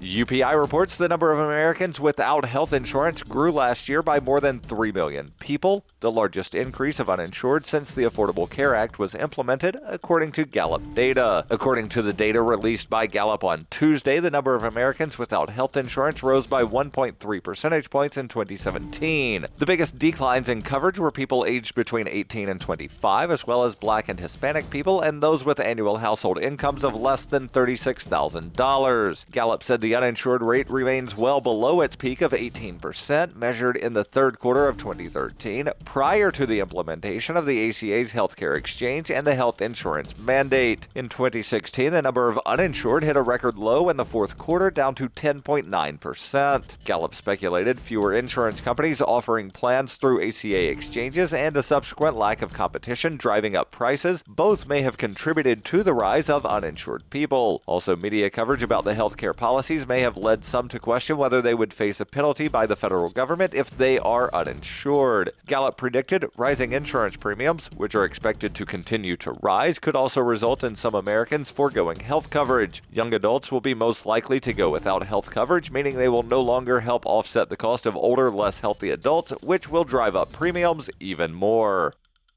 You can support FPP Radio by joining the Fans program. Fans are friends, allies, and numerous supporters. Fans help FPP afford to produce more original content. You can join the Fans program for as little as $1 per month through Patreon and get perks like ad-free versions of FPP Radio News and Peace, Love, Liberty Radio. To learn more or to join the Fans program, visit fans.fppradio.com. That's fans.fppradio.com. Reuters reports a group of 21 U.S. state attorneys general filed suit to challenge the FCC's decision to do away with net neutrality on Tuesday, while Democrats said they needed just one more vote in the Senate to repeal the FCC ruling. The state attorneys, including those of California, New York, and Virginia, as well as the District of Columbia, filed a petition to challenge the action, calling it arbitrary, capricious, and an abuse of discretion, and saying that it violated federal laws and other regulations. The petition was filed with a federal appeals court in Washington, as Senate Democrats said on Tuesday they had the backing of 50 members of the 100-person chamber for repeal, leaving them just one vote short of a majority. Even if Democrats could win a majority in the Senate, a repeal would also require winning a vote in the House of Representatives and would still be subject to a likely veto by President Donald Trump. This has been FPP Radio News, online at fppradio.com. People are saying it could be a baby bump. Our senior celebrity correspondent, Tyler, is here. Tyler, you always have the inside dish. What's the deal? She looks like she got fat, so she might have a baby in her tummy. Oh? What else have you heard? I heard she has a boyfriend, and they have sex. That's right. You know, the Hollywood couple vacationed in Rome together just 2 months ago. They had a big hotel room, and I can tell you what they did in it. Spill it, Tyler. He put his penis in her vagina. Hot. She is one lucky gal. And she's going crazy. Uh-oh, is stardom starting to wear on Emma? Yeah, she's crazy and dumb. She put a carrot in her vagina. Whoa, do tell. Yeah, she said, oh, this carrot's like my boyfriend's penis. I'm gonna rub it all over my vagina. I'm so gross. Then she ate it like Bugs Bunny. What a hot mess. Hey, Emma, get it together, girl. Tyler, you are breaking news as always. This is the Onion News Network.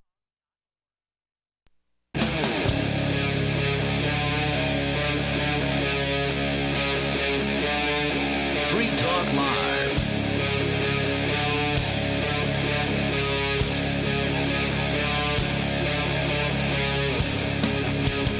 This is Free Talk Live. We're launching into the third hour of the program. As always, you can join us here. The toll-free number for you to bring up whatever's on your mind is 855-450 free like freedom. That's 855-450-3733. Of course, we'll take your calls about what's on your mind. We're talking about the question of centralization in the world of Bitcoin.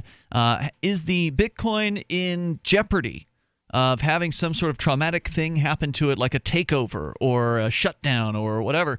It's happened to other currencies. Yeah, but Bitcoin is not as subject to being taken over because there are still competition. There are still competitors for the mining operations, whereas many of these smaller currencies are very, very small as far as their mining potential is concerned. There's just not that many people doing the mining there, so it's easier for a big player to come in and swing 51% of the hash rate. We're not talking about a big player, though. We're talking about the possibility of 3 big players, and that's... It's fear-mongering. It's fear, uncertainty, and doubt. I mean, it could happen, but what you're talking about there is a cartel, and we know that cartels tend to not stay together because of greed in a lot of cases. Because the classic example of a cartel is the 3 gas stations on the corner. You got 3 gas stations on an intersection, and they all 3 agree to raise prices together. But then one of them decides they want to get more business than the rest of them, so they break the cartel and lower their prices by a cent. And then the cartel's broken, and then all of a sudden, you got race to the bottom. You got competition on prices again. So cartels don't tend to last very long. But beyond that, even if it did happen, even if the top 3 Bitcoin miners did get together and say, "All right, we're taking this puppy over," well, then say goodbye to all your profits. You've just spent however many billions of dollars or millions or whatever on equipment. And I don't imagine it's cheap. They're probably pouring a lot of their money into this mining equipment. That's how they got as big as they are. They're monsters. You're talking about taking all that equipment and making it basically worthless at that point. In China, where they're built, and these mining outfits exist, they're getting a good price. I was about to say, I'm going to say they're getting the chips first. They're getting pennies on the dollar for what we're paying for them here in the States. They're getting their chips first because they're the ones manufacturing them. There's a couple of them that are ASICs manufacturers, and that's the sort of the technology that allows for Bitcoin mining to be very, very efficient these days. But again, even if they did, come together and say, all right, we're doing a 51% attack, because that's the big fear here, is if they get more than 51% of the hashing power, then they can make fake transactions on the network, they can double spend, they can... One of the fears. Another but that's the fear, is the 51%. What's the other one? Another fear is that, if you have 51% or more of the hash power consolidated in a communist totalitarian regime, and the state decides to come in and take over all of that hashing power, now you have the hashing power of Bitcoin in control of the Chinese government. Yeah, that'd be bad, no doubt about it. Bad. If that were to happen, in that case, that could do some damage to the price of a Bitcoin. And this during a time where the Chinese government is deciding they're not particularly happy with Bitcoin mining going on in their country, and they're going to oppose it. Well, in their case, they've asked the miners to wind down their operations in China, and it sounds like they're doing that, so they're not taking it over. But even if they were to do that, then, again, are they going to kill the golden goose? Is that their intention? Would the Chinese government be taking over the miners for the purposes of sinking Bitcoin? In which case, fine. There's 1,500 other cryptocurrencies out there. My question is, would you want to incentivize the profit? Say they take over all those and they just don't do anything with it. They just keep running, and keep the Bitcoin for themselves. And now using Bitcoin means you are actively contributing to the Chinese government. Again, you can always use something else. And that's why, again, all this concern and this fear over... Bitcoin, you have to admit, Bitcoin has the name recognition. It does. That's why everybody is Bitcoin. But Bitcoin Cash has the same name, just with the word cash after it. And it's much cheaper. It's much cheaper. Exactly. It's worth, 10% of the value of a Bitcoin?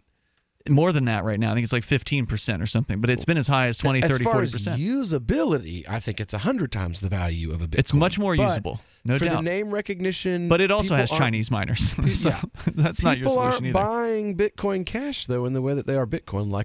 Not every day, but there were days where Bitcoin Cash was getting bought more than Bitcoin. That has happened. And regardless... Again, it doesn't matter because the Bitcoin Cash miners are also in China either. Exactly. So, I mean...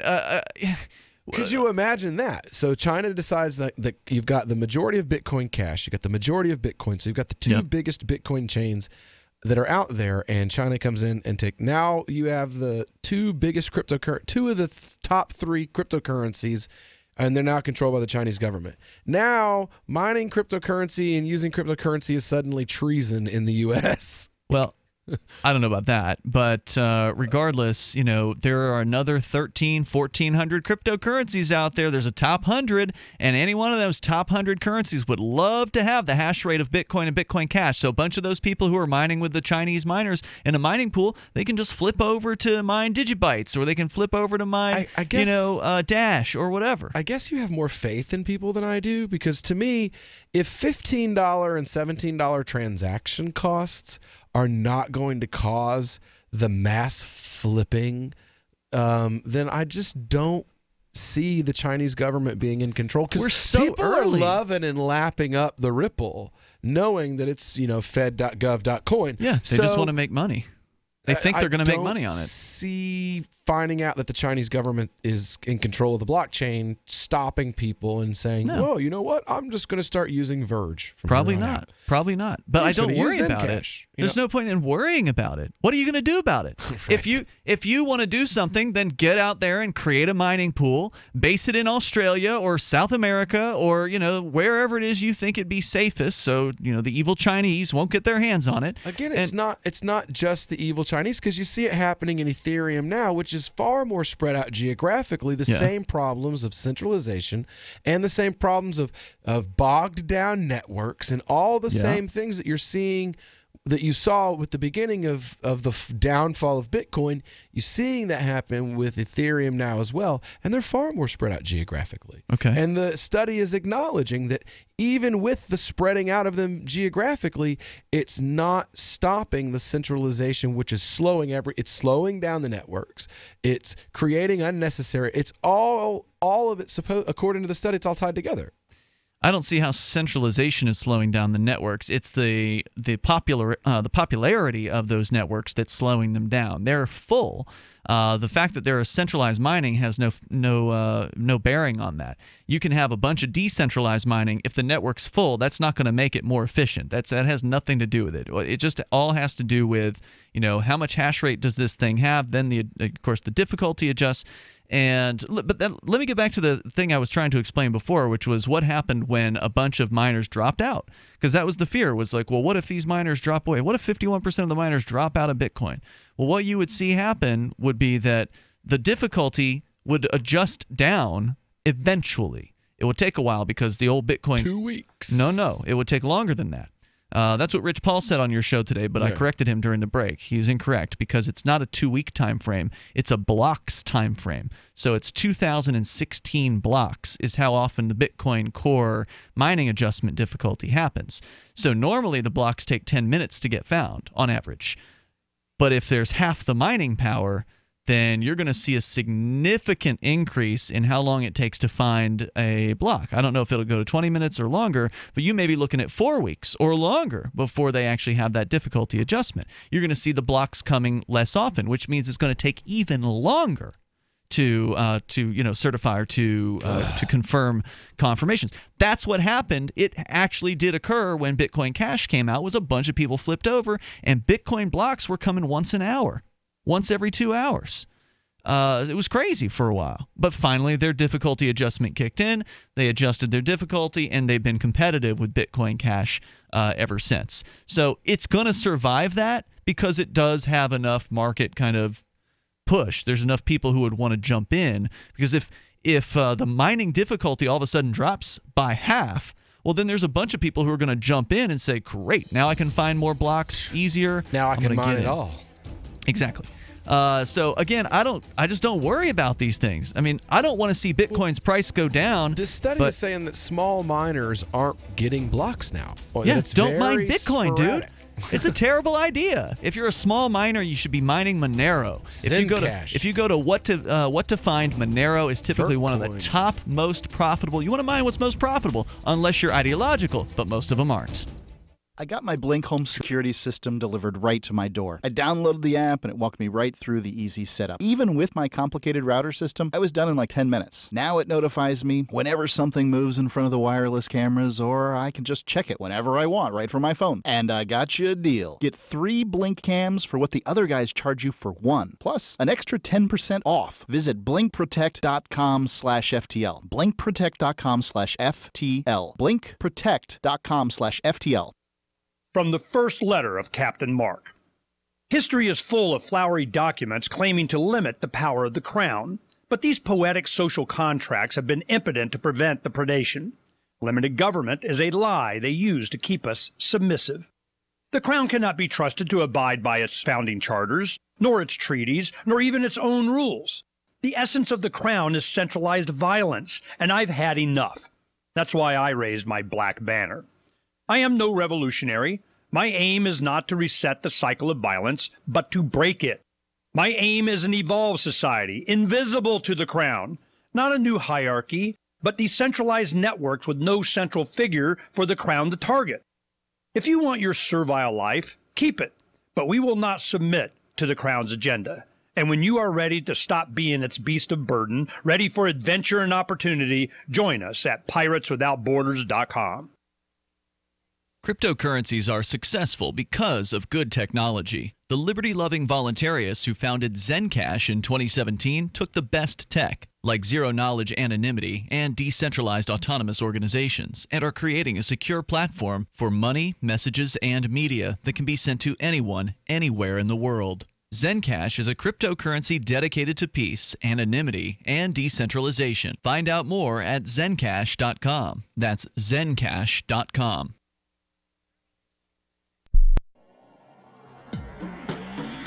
Free Press Publications is an independent, alternative media and publishing company founded in June 2009 with the mission of ensuring a free press for the freedom movement and is committed to spreading the message of peace, freedom, love, and liberty. FPP also gives new authors an avenue for publishing freedom-oriented material. FPP brings you daily news and commentary on the website fpp.cc, as well as a daily 5-minute newscast, FPP Radio News, and weekly news, views, and commentary in the FPP Freedom Minute and Peace, Love, Liberty Radio at fppradio.com, and the monthly newspaper FPP News at news.fpp.cc. Find FPP online at fpp.cc. That's fpp.cc, as in Creative Commons. Some of you asked, and now we've delivered. LRN.FM's live Keene, New Hampshire studio shows are now streamed in HD on Twitch. Visit our channel at twitch.lrn.fm and give it a follow. If you have Amazon Prime, you get 1 free subscription on Twitch. If you use it on our channel, Twitch will give LRN.FM a monthly piece of your Prime subscription cost. So please watch, follow, share, and subscribe to twitch.lrn.fm. That's twitch.lrn.fm. Are you tired of your taxes funding endless occupations around the world? Antiwar.com is run by people who understand that wars abroad become wars at home, wars on our freedoms. Antiwar.com is dedicated to bringing you the latest in news, views, interviews, and reviews from the top movers and shakers in the anti-occupation movement. Antiwar.com has it all, from thorough foreign policy analysis to interviews with whistleblowers who used to run the military-industrial complex. Anti-war, pro-free market. That's antiwar.com. You can put the Liberty Radio Network on the air in your area. Visit broadcast.lrn.fm to learn how. Broadcast.lrn.fm.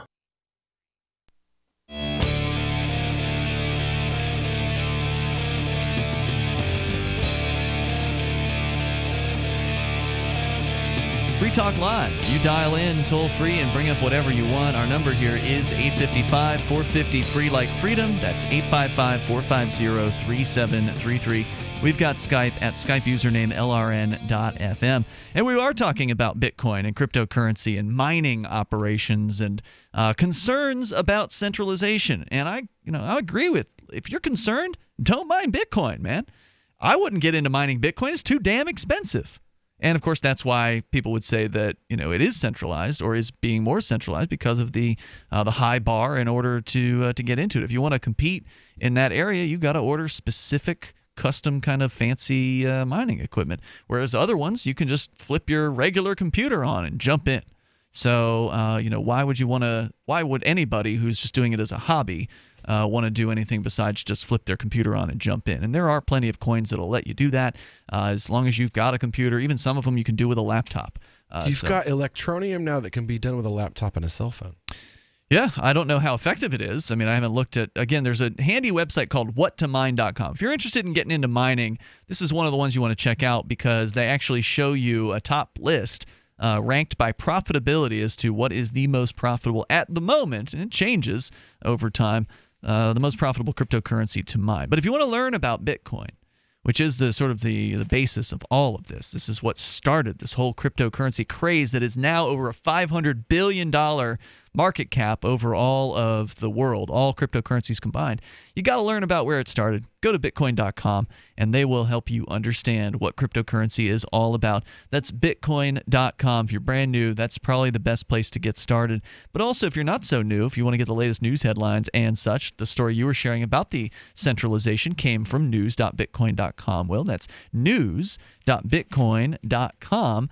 We will, of course, take your calls and your thoughts about whatever is on your mind.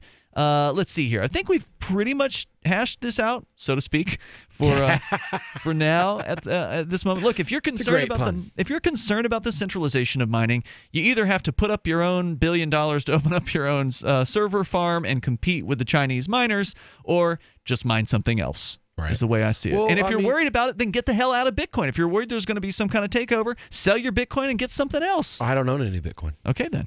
So why be so concerned? I'm a trader. Why on earth would I own Bitcoin? Yeah, I mean, the church has some Bitcoin because we're around in the early days, and it's hard to get rid of it. It's hard to think, well, do you really want to get rid of your Bitcoin if you've got some? Because it could keep going up in value, and it's down today. It's down below $10,000 earlier today, although it's on a bounce back. Apparently, as many of the coin markets are on a bounce back today, which is it's good to see finally happen. But they did bounce down for a while today. I've got Bitcoin almost back up to $12,000 a coin. All right, that's good news. Let's hope it keeps on going up. Verge is back up to 11 cents. Library credits are almost back to 80. Basically, the naysaying sky is falling. Fuchsia Tuesday is over. It's Wednesday. It's White Wednesday. Fuchsia Tuesday is over. So toll-free number tonight, 855-450-FREE. Let's talk about something a little bit different here. The story I've actually been holding on to for a little bit, since we were talking about cannabis earlier in the show, let's come back around to drugs. We've been talking about money. We've been talking about drugs. But, of course, you can bring up whatever you want toll-free at 855-450-FREE. This one's coming from thedailybeast.com, and it's about some interesting studies that have been done on folks that are terminally ill and giving them access to psychedelic drugs that have historically been prohibited here in the United States and in many countries around the world, like psilocybin, the active chemical in psychedelic mushrooms, or LSD, which, of course, a lot of people are familiar with from the 1960s. And these are things that if you get caught with them, you are probably going to get hit with felony charges. So it's very, very hard to do studies on these things. But surprisingly, there actually have been some studies that have been done, and they've had some really interesting results. Here's the story from the Daily Beast. I'm skipping ahead to the actual information here about the studies. So in a study that took a full decade to complete, and with the approval of the FDA and the DEA and a host of institutional review boards, Charles Grob at Harbor UCLA Medical Center assessed the use of psilocybin, which is the active compound in magic mushrooms, as a standalone treatment for the reactive anxiety and depression that attends death due to terminal cancer. In the initial study, 12 individuals, that's not a large sample size, so let's be clear. This isn't, even if it's a scientific study, it's certainly not a large sample size. But regardless, interesting nonetheless. 12 individuals with a life-threatening cancer diagnosis participated in a double-blind, randomized crossover fashion, meaning neither the subject nor the physician in the study who was administering the drug knew which treatment was being administered.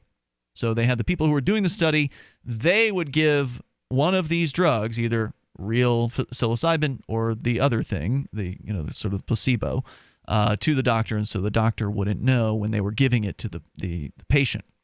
So it was either psilocybin or niacin, which is also known as vitamin B3, which results in a tingling sensation and acted as the placebo in this case. Furthermore, every subject was prepared by a licensed psychologist beforehand to minimize the possibility of any side effects or a bad trip.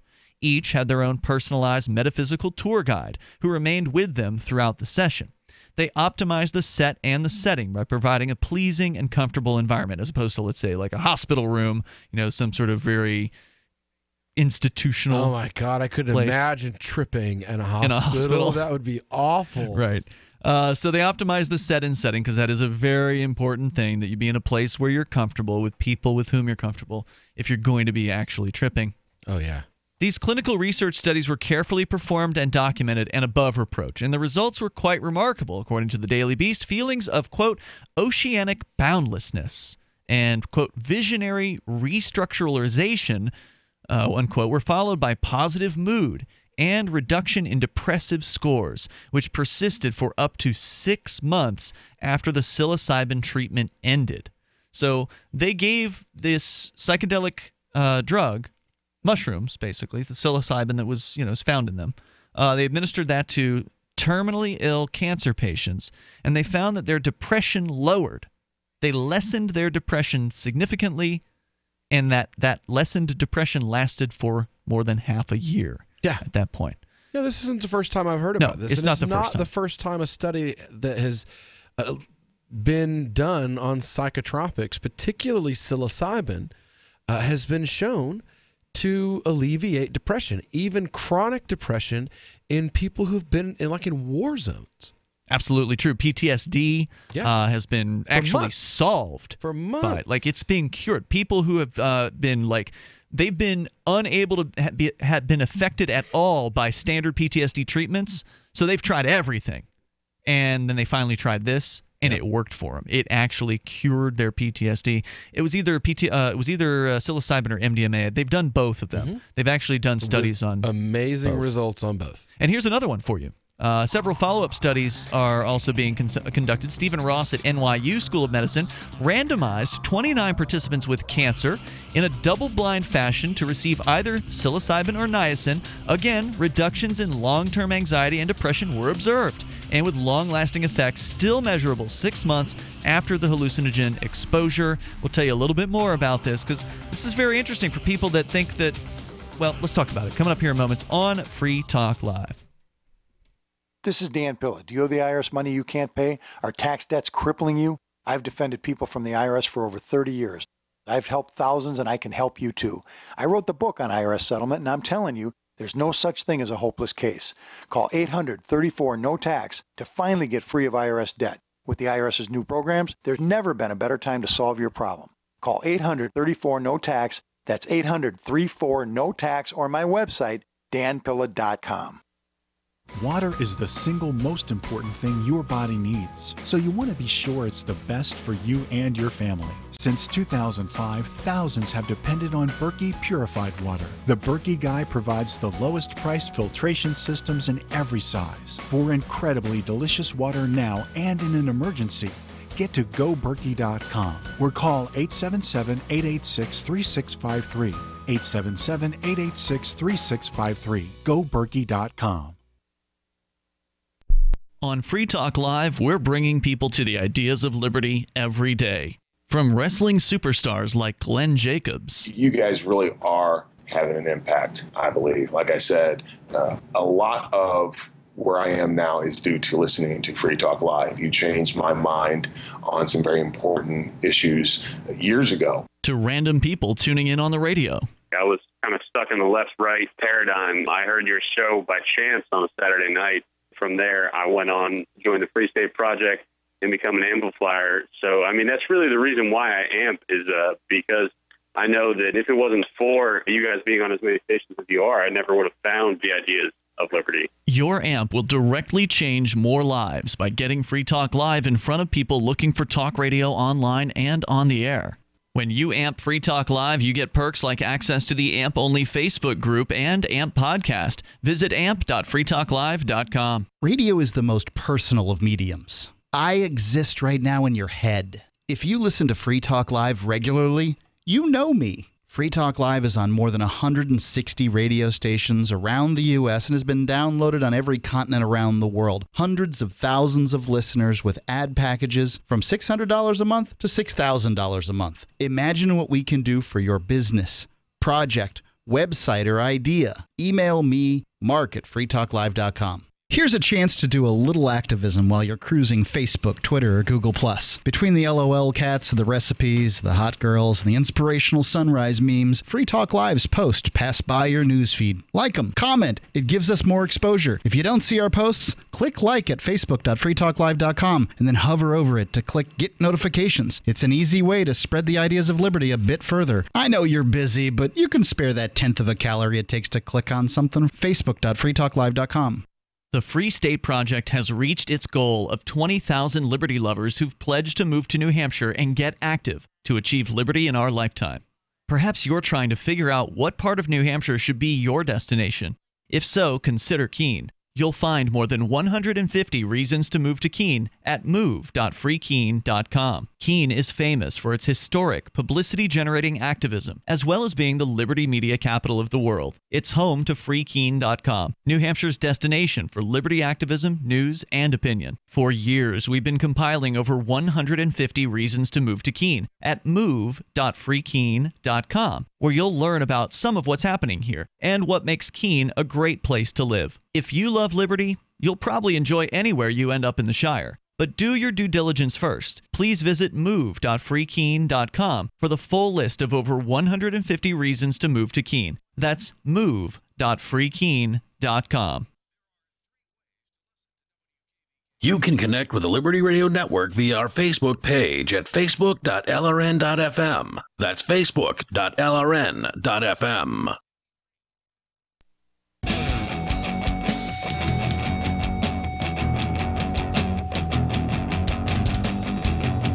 Free Talk Live, you dial toll free if you want to join us. We're talking about psychedelics at the end of your life's journey. In this case, specifically people who are very ill, terminally ill patients, giving them psychedelic drugs to try to help them cope with what's inevitably going to come. I mean, it's going to come for us all, but in these folks' case, it's probably going to come sooner. And as you might imagine, there's some folks who are struggling with serious depression as a result of, having to check out of this life sooner than they might have intended. And human beings tend to have a fear of death. Yeah. We have the fight or flight response, try to avoid bringing harm to ourselves, try to maximize pleasure, try to reduce pain. Ultimately, none of us really generally wants to leave this life unless, of course, you're terminally ill. In some cases, some of those folks want to leave sooner rather than later, in which case they should absolutely have a right to kill themselves. And there are very few states that, I think it's still just Oregon, that is the only state that has the right to die. I don't know. I don't know if any other states have got it. I know there's been a couple proposals here in New Hampshire, so hopefully we'll see one of those things come here soon. It's not really a subject that I'm, particularly well versed in. Yeah, assisted suicide. We've talked about it over the years on Free Talk Live. But it's very rarely in the news because it's rarely something that gets any traction as far as political proposals are concerned. But we were sharing some interesting studies here from thedailybeast.com on terminally ill patients and psychedelics. You're welcome to join us if you want to comment, or you can bring up whatever's on your mind at 855-450-FREE, like freedom. That's 855-450-3733. And coming up in about a month's time, we're some of us from Free Talk Live are going to be in Anarchapulco at the beautiful Princess Resort right there on the beach in Acapulco, Mexico.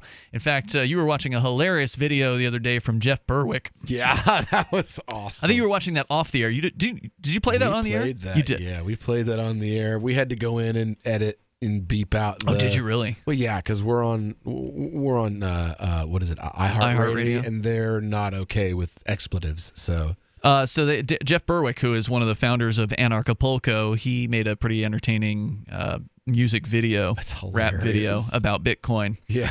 And he's going to be there, of course, and a bunch of other great speakers like Ron Paul, who's going to be heading up the event, and they're going to be making anarchy great again. That's the tagline for anarchapulco.com.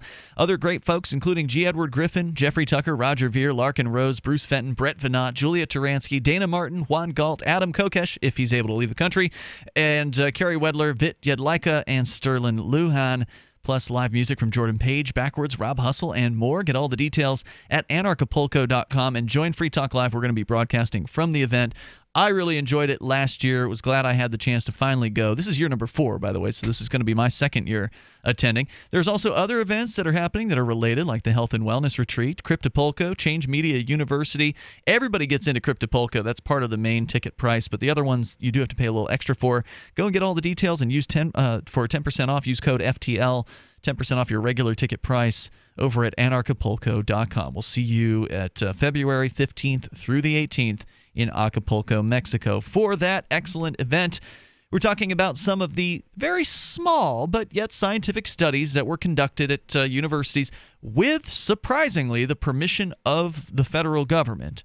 So, I mean, the fact that they could even get approval to do these studies, I hope that's an indicator that maybe we're going to see something change when it comes to the prohibition of things like psychedelic mushrooms or psilocybin and into LSD. Because what they're finding out here is that there's long-lasting effects on people who have terminal illness. They're not curing their illness, but the effect is on the depression that surrounds it. The effect is on, and it's like a near permanent effect. It will last for months, up to 6 months after just one treatment. So, I mean, if you think about that, normally when you're looking at the medical system and its treatments that they have, it's like, okay, you get on a drug regimen, you got to take your pills 3 times a day, make sure you don't miss a dose, make sure you show up for your chemotherapy, however often you need to have it. This is one treatment, 6 months. I think you just described why there's only one state looking at possibly making psilocybin legal, and only one state where there is a moderate amount of legal access to psilocybin, and that's California. That's right. They are considering a bill. Well, or actually not a bill. It's a voting. They're going to do a referendum. They're trying to get signatures. You already have access to legally to psilocybin in California. How's that?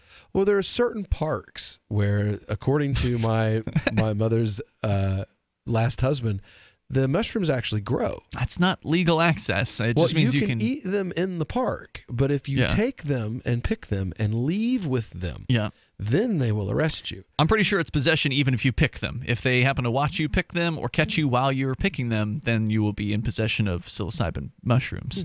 And make sure, by the way, you know what the hell you're doing. Don't just go out there. You kill yourself. You will kill yourself or harm yourself significantly if you go out picking mushrooms and you don't know what the hell you're doing. Even people that know what they're doing can get the wrong mushrooms. Yeah, because you have some that look literally almost identical. I mean, I don't know how many thousands of different potential, species or genuses or whatever they are of mushrooms there are, but there are a lot of them, and that's why the ones who are, the ones that you generally find if you're buying mushrooms on the black market are being grown. They're being grown in, laboratory environments with spores that they know what they are, and they're not just some hippies going out picking mushrooms. Not when I was a kid. The cow patties.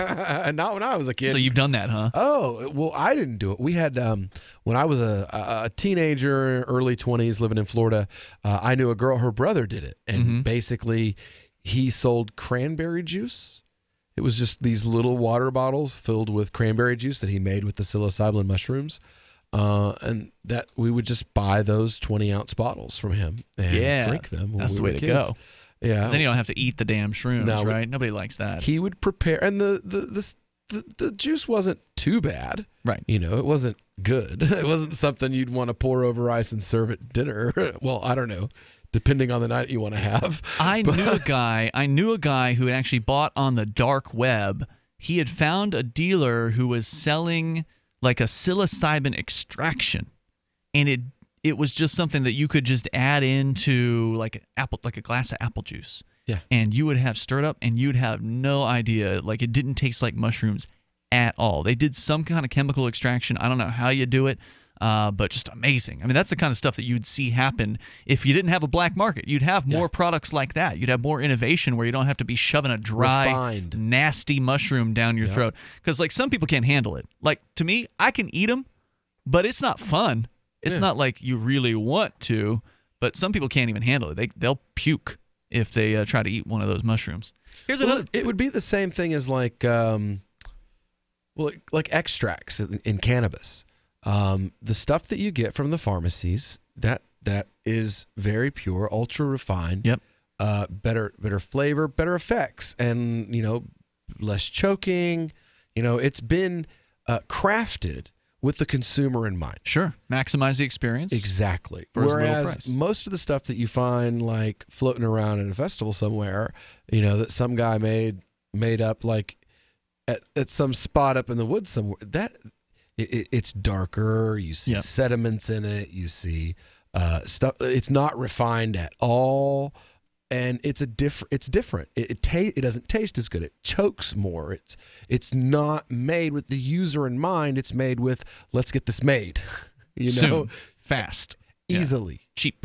Exactly. Right. And and there's not much competition, so they don't have the incentive to really upgrade their facilities and keep up with the Joneses. Not to mention the fact that buying the stuff in order to keep up with the facility, to upgrade your facility, could tip off the government. Sure. Next thing you know, you're getting raided. Yeah. That kind of thing. Because we've seen literally in Florida, if you went to a specific store and bought lights to grow tomatoes at home, the police are watching your house. Sitting out in the parking lot. Yep. Just following, taking down license plates. And all you're growing is tomatoes. Yeah. That's absolutely happened. I remember years ago we had Barry Cooper from Never Get Busted. He was on the show. And they did a thing called Cop Busters with a K, where they actually set up a grow room with Christmas trees and then tipped off the police to it. The cops came in and raided, even though they didn't have any actual evidence. And they got video footage of the cops coming in, finding a bunch of Christmas trees. It was hilarious. Unfortunately, they then went and stole Barry's kids from him and threatened him and came after his family, which is the reason why they ended up moving to Mexico. More coming up here in moments. You can join us on Free Talk Live. Thinking about getting into cryptocurrency? It's time you looked into Dash. Dash is digital money that you can use to send instant and private payments anywhere for pennies. Dash offers a decentralized network where miners are rewarded for keeping it strong and safe. Dash has made a huge impact in the crypto world. Start your journey. Check out dash.org for more information and get in now on the future of cryptocurrency. Dash.org. The Bitcoin.com wallet is a simple and powerful full-featured Bitcoin Cash and Bitcoin Core wallet that allows you to send and receive either currency with anyone, anywhere in the world. The Bitcoin.com wallet supports both single and multi-signature wallets and is available in multiple languages. Download the Bitcoin.com wallet for easy and secure access to your Bitcoin Core and your Bitcoin Cash. The Bitcoin.com wallet is available for Android, iOS, Windows, Mac, and even Linux. Learn more at Bitcoin.com. That's Bitcoin.com. Non-attorney paid spokesperson. Could your house go into foreclosure? Are you behind on your mortgage payments? Does it seem like the bank has no interest in helping you save your home? And you feel like you have nowhere to turn for help? Then we have good news for you. Foreclosure Protection Services can help save your home as they specialize in foreclosure assistance. That's all they do. If you're behind on your mortgage payments, being threatened with foreclosure, have been denied a loan modification, or been the victim of a predatory loan, it's critical that you call Foreclosure Protection Services now at 800-667-9035. Their network of attorneys and their agents are available to speak to you now. If you're behind on your mortgage payments, Foreclosure Protection Services can help stop the foreclosure process. Call today before it's too late. New laws are in effect that may save your home. Call Foreclosure Protection Services now at 800-667-9035. 800-667-9035. That's 800-667-9035. This is Michael Dean from the Freedom Fiends. I've run websites since 1996 and have used over a dozen web hosts in that time. AgristHosting.com is the only one that hasn't broken my heart. Agrist Hosting's uptime and service is stellar, and their DDoS mitigation is the best I've seen. That's important because if you tell the truth in this world, you'll ruffle feathers. And some people will try dirty tricks to silence your voice. No matter what the haters hit us with, Agrist Hosting keeps our websites online. If you have a mission-critical commercial presence or a world-changing activism site, you cannot tolerate any skullduggery. So go with AgristHosting.com. Have a WordPress or blog site, but you're not satisfied with performance or uptime? Or just want raw hosting? Want to pay with Bitcoin? Agrist Hosting specializes in high-performance hosting with personalized service. Go to AgristHosting.com and click on the button that says Get Hosted. That's AgristHosting.com. So you've heard all 3 hours of the latest episode of Free Talk Live, and you're still hungry for liberty-oriented audio content? Did you know that we have another 24/7 audio stream at LRN.FM? The Liberty Radio Network airs the latest episodes of some of the best liberty-oriented podcasts on the internet around the clock. In addition to recorded content, you'll also hear live shows like Free Talk Live, originating from our Keene, New Hampshire studio. So listen anytime at LRN.FM. That's LRN.FM. This Your Family Today tip is brought to you by Nestle Pure Life Water, helping you drink better and live better by providing a zero-calorie alternative to sugary drinks. Visit us at nestle-purelife.us. When kids are playing, they often don't want to stop to keep hydrated. So send them out with a bottle of water and encourage them to take frequent drink breaks, or call them inside for a quick sip. For more tips like these, visit us at parenthood.com/yourfamilytoday. While our satellite channel is free to listen to, it's not free for us. You can help us cover our satellite costs with the chip-in on the right side of the page at LRN.FM.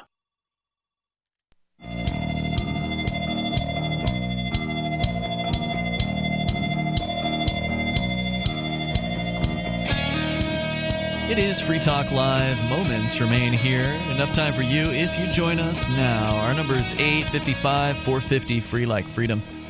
That's 855-450-3733. We've got Skype as well, so feel free to Skype on in here at Skype username LRN.FM. With you in the studio tonight, it's Ian. And Will. Will wrapping up his 6th hour radio marathon man here, as he's been on Free Talk Live the last 2 nights, but you also have your Call to Freedom show. Yeah. And that is a 5-night-a-week engagement from 4 to 7 in the afternoon Eastern Time on LRN.FM. Archives available at the calltofreedomlive.com. And you do now have the podcast there, although I think I'd like to see a podcast link at the top of the page as well, because right now it's just one of those icons at the bottom, and if you don't know what icon you're looking for, you don't know that there's a podcast there. But we're making progress, and that's what's important. The website is something that's just being It's a worked work in on progress. slowly. We just paid for it in Vertcoin. It looks good. The site looks good. Yeah. And I understand Tom, one of your co-hosts, is the webmaster there, so he's done a great job with it. It looks very nice. It's simple. It's easy to navigate, and that's important. And we paid for everything in Vertcoin to agoristhosting.com. Right on. We love that guy. Yeah. Derek over there. I just said, I was like, look, man, you know, our sponsors at Vertcoin, they sent us a lot of Vertcoin. Mm-hmm. You know, so what we want to do is we want to pay in Vertcoin, if that's okay with you. And he was like, hold on, let me go install a Vertcoin wallet. Perfect. Got her done. That's the whole point. I mean, that was kind of the whole point of signing on some of these sponsors, was we wanted to give their coins away, and we wanted to use their coins as payment, and like you give us the coins, and then like all the stuff that we do, we're going to encourage, like the guy who You're paying your co-host with Vertcoin. That's right. And Dash, Vertcoin and Dash, the 80s jingle that's going to be playing on Free Talk Live here in the next few weeks that we bought. We tipped that guy in Vertcoin for that. I have a little bit more here from this story about the psychedelics. Psychedelics in the end of life. People who are terminally ill, trying to come to grips with the end of their life. And turns out taking psychedelic drugs can help you with that. Not only will it reduce your depression, according to the studies that were done with the approval of the FDA and the DEA, but also having that mystical experience could be very important in connecting you with sort of what's on the other side. According to the story here at thedailybeast.com, they not only found long-lasting effects when they tested psilocybin, but also using LSD as the hallucinogen. Peter Gasser in Switzerland showed that 12 cancer patients also showed short and long-term benefit with no persistent side effects beyond the day of the study itself. Further studies have corroborated these beneficial effects up to 14 months out from the initial dose. So you have a very permanent kind of effect compared to a lot of whatever treatments these folks have been going through.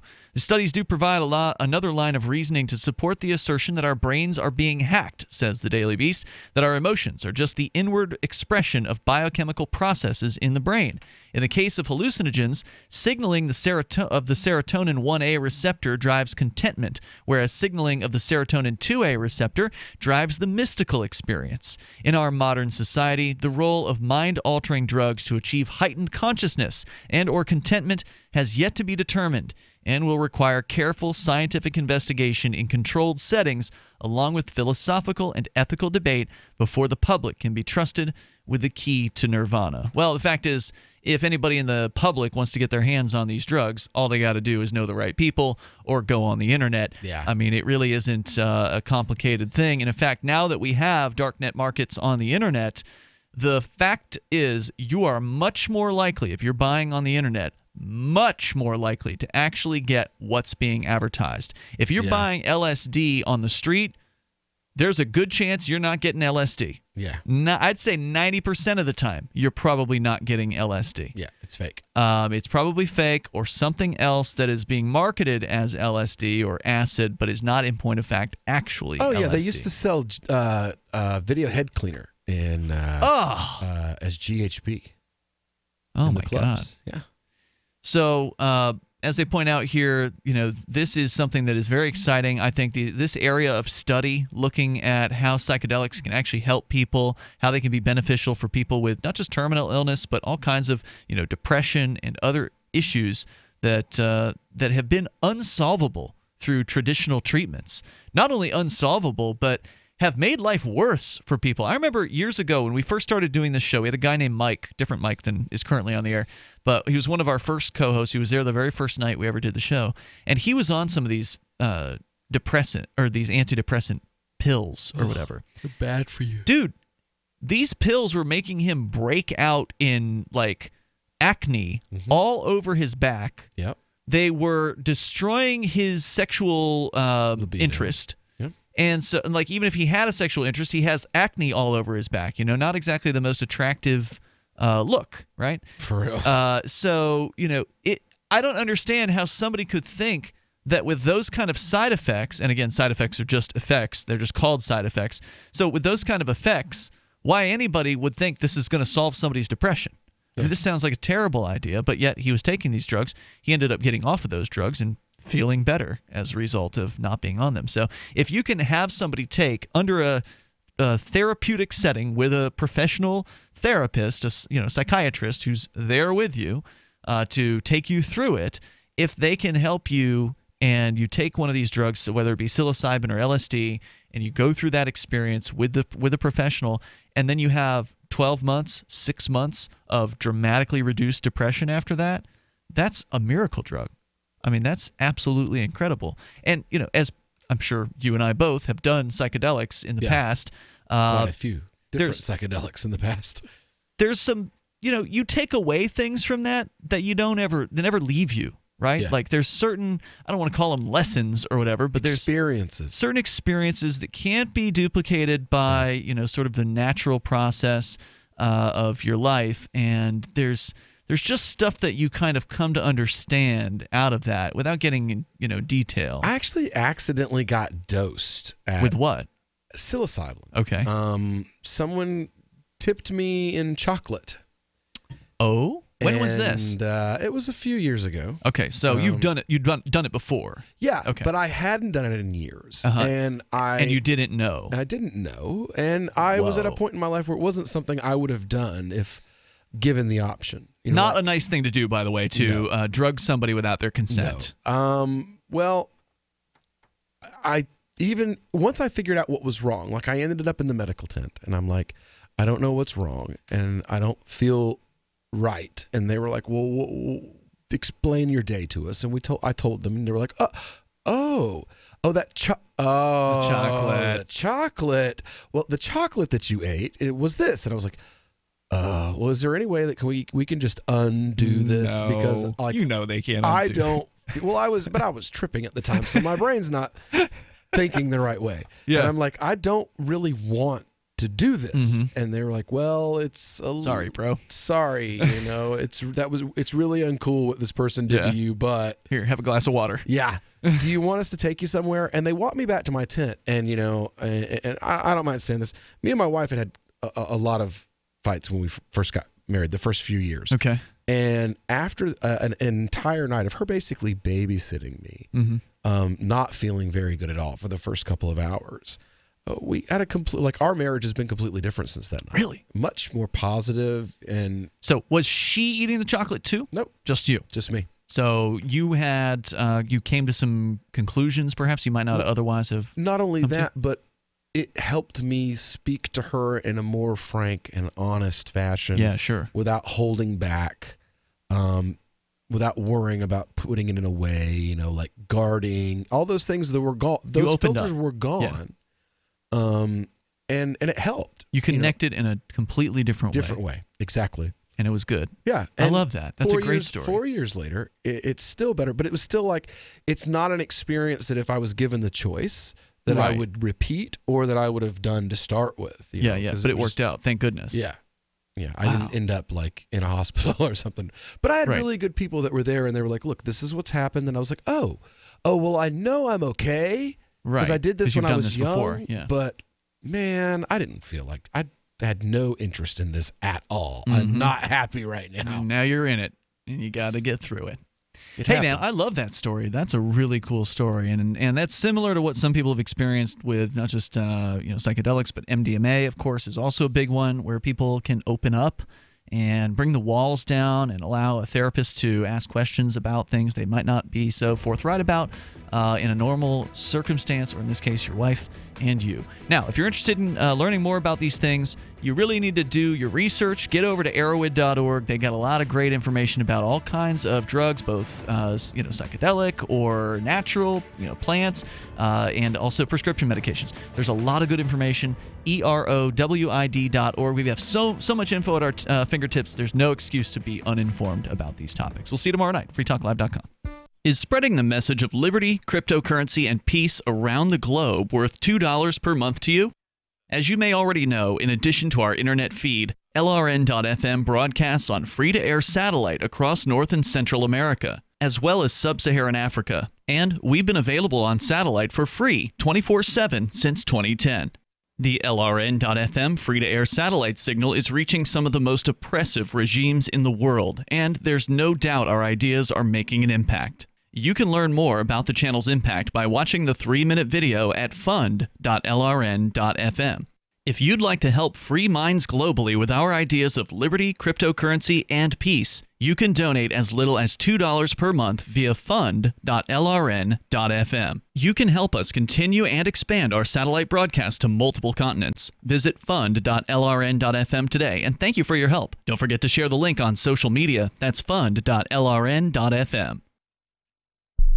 What do you shop for that you could otherwise buy at Amazon? Pretty much everything, right? Amazon has competitive pricing and they deliver, and that's a big plus. If you could plan ahead in your shopping, would you be interested in saving up to 33%? There's a catch. You have to do your shopping in Bitcoin. But imagine those savings. It's like a huge raise. All you have to do is go to saveatpurse.com. We've saved thousands, and you can too. Plan ahead and save. Saveatpurse.com. LRN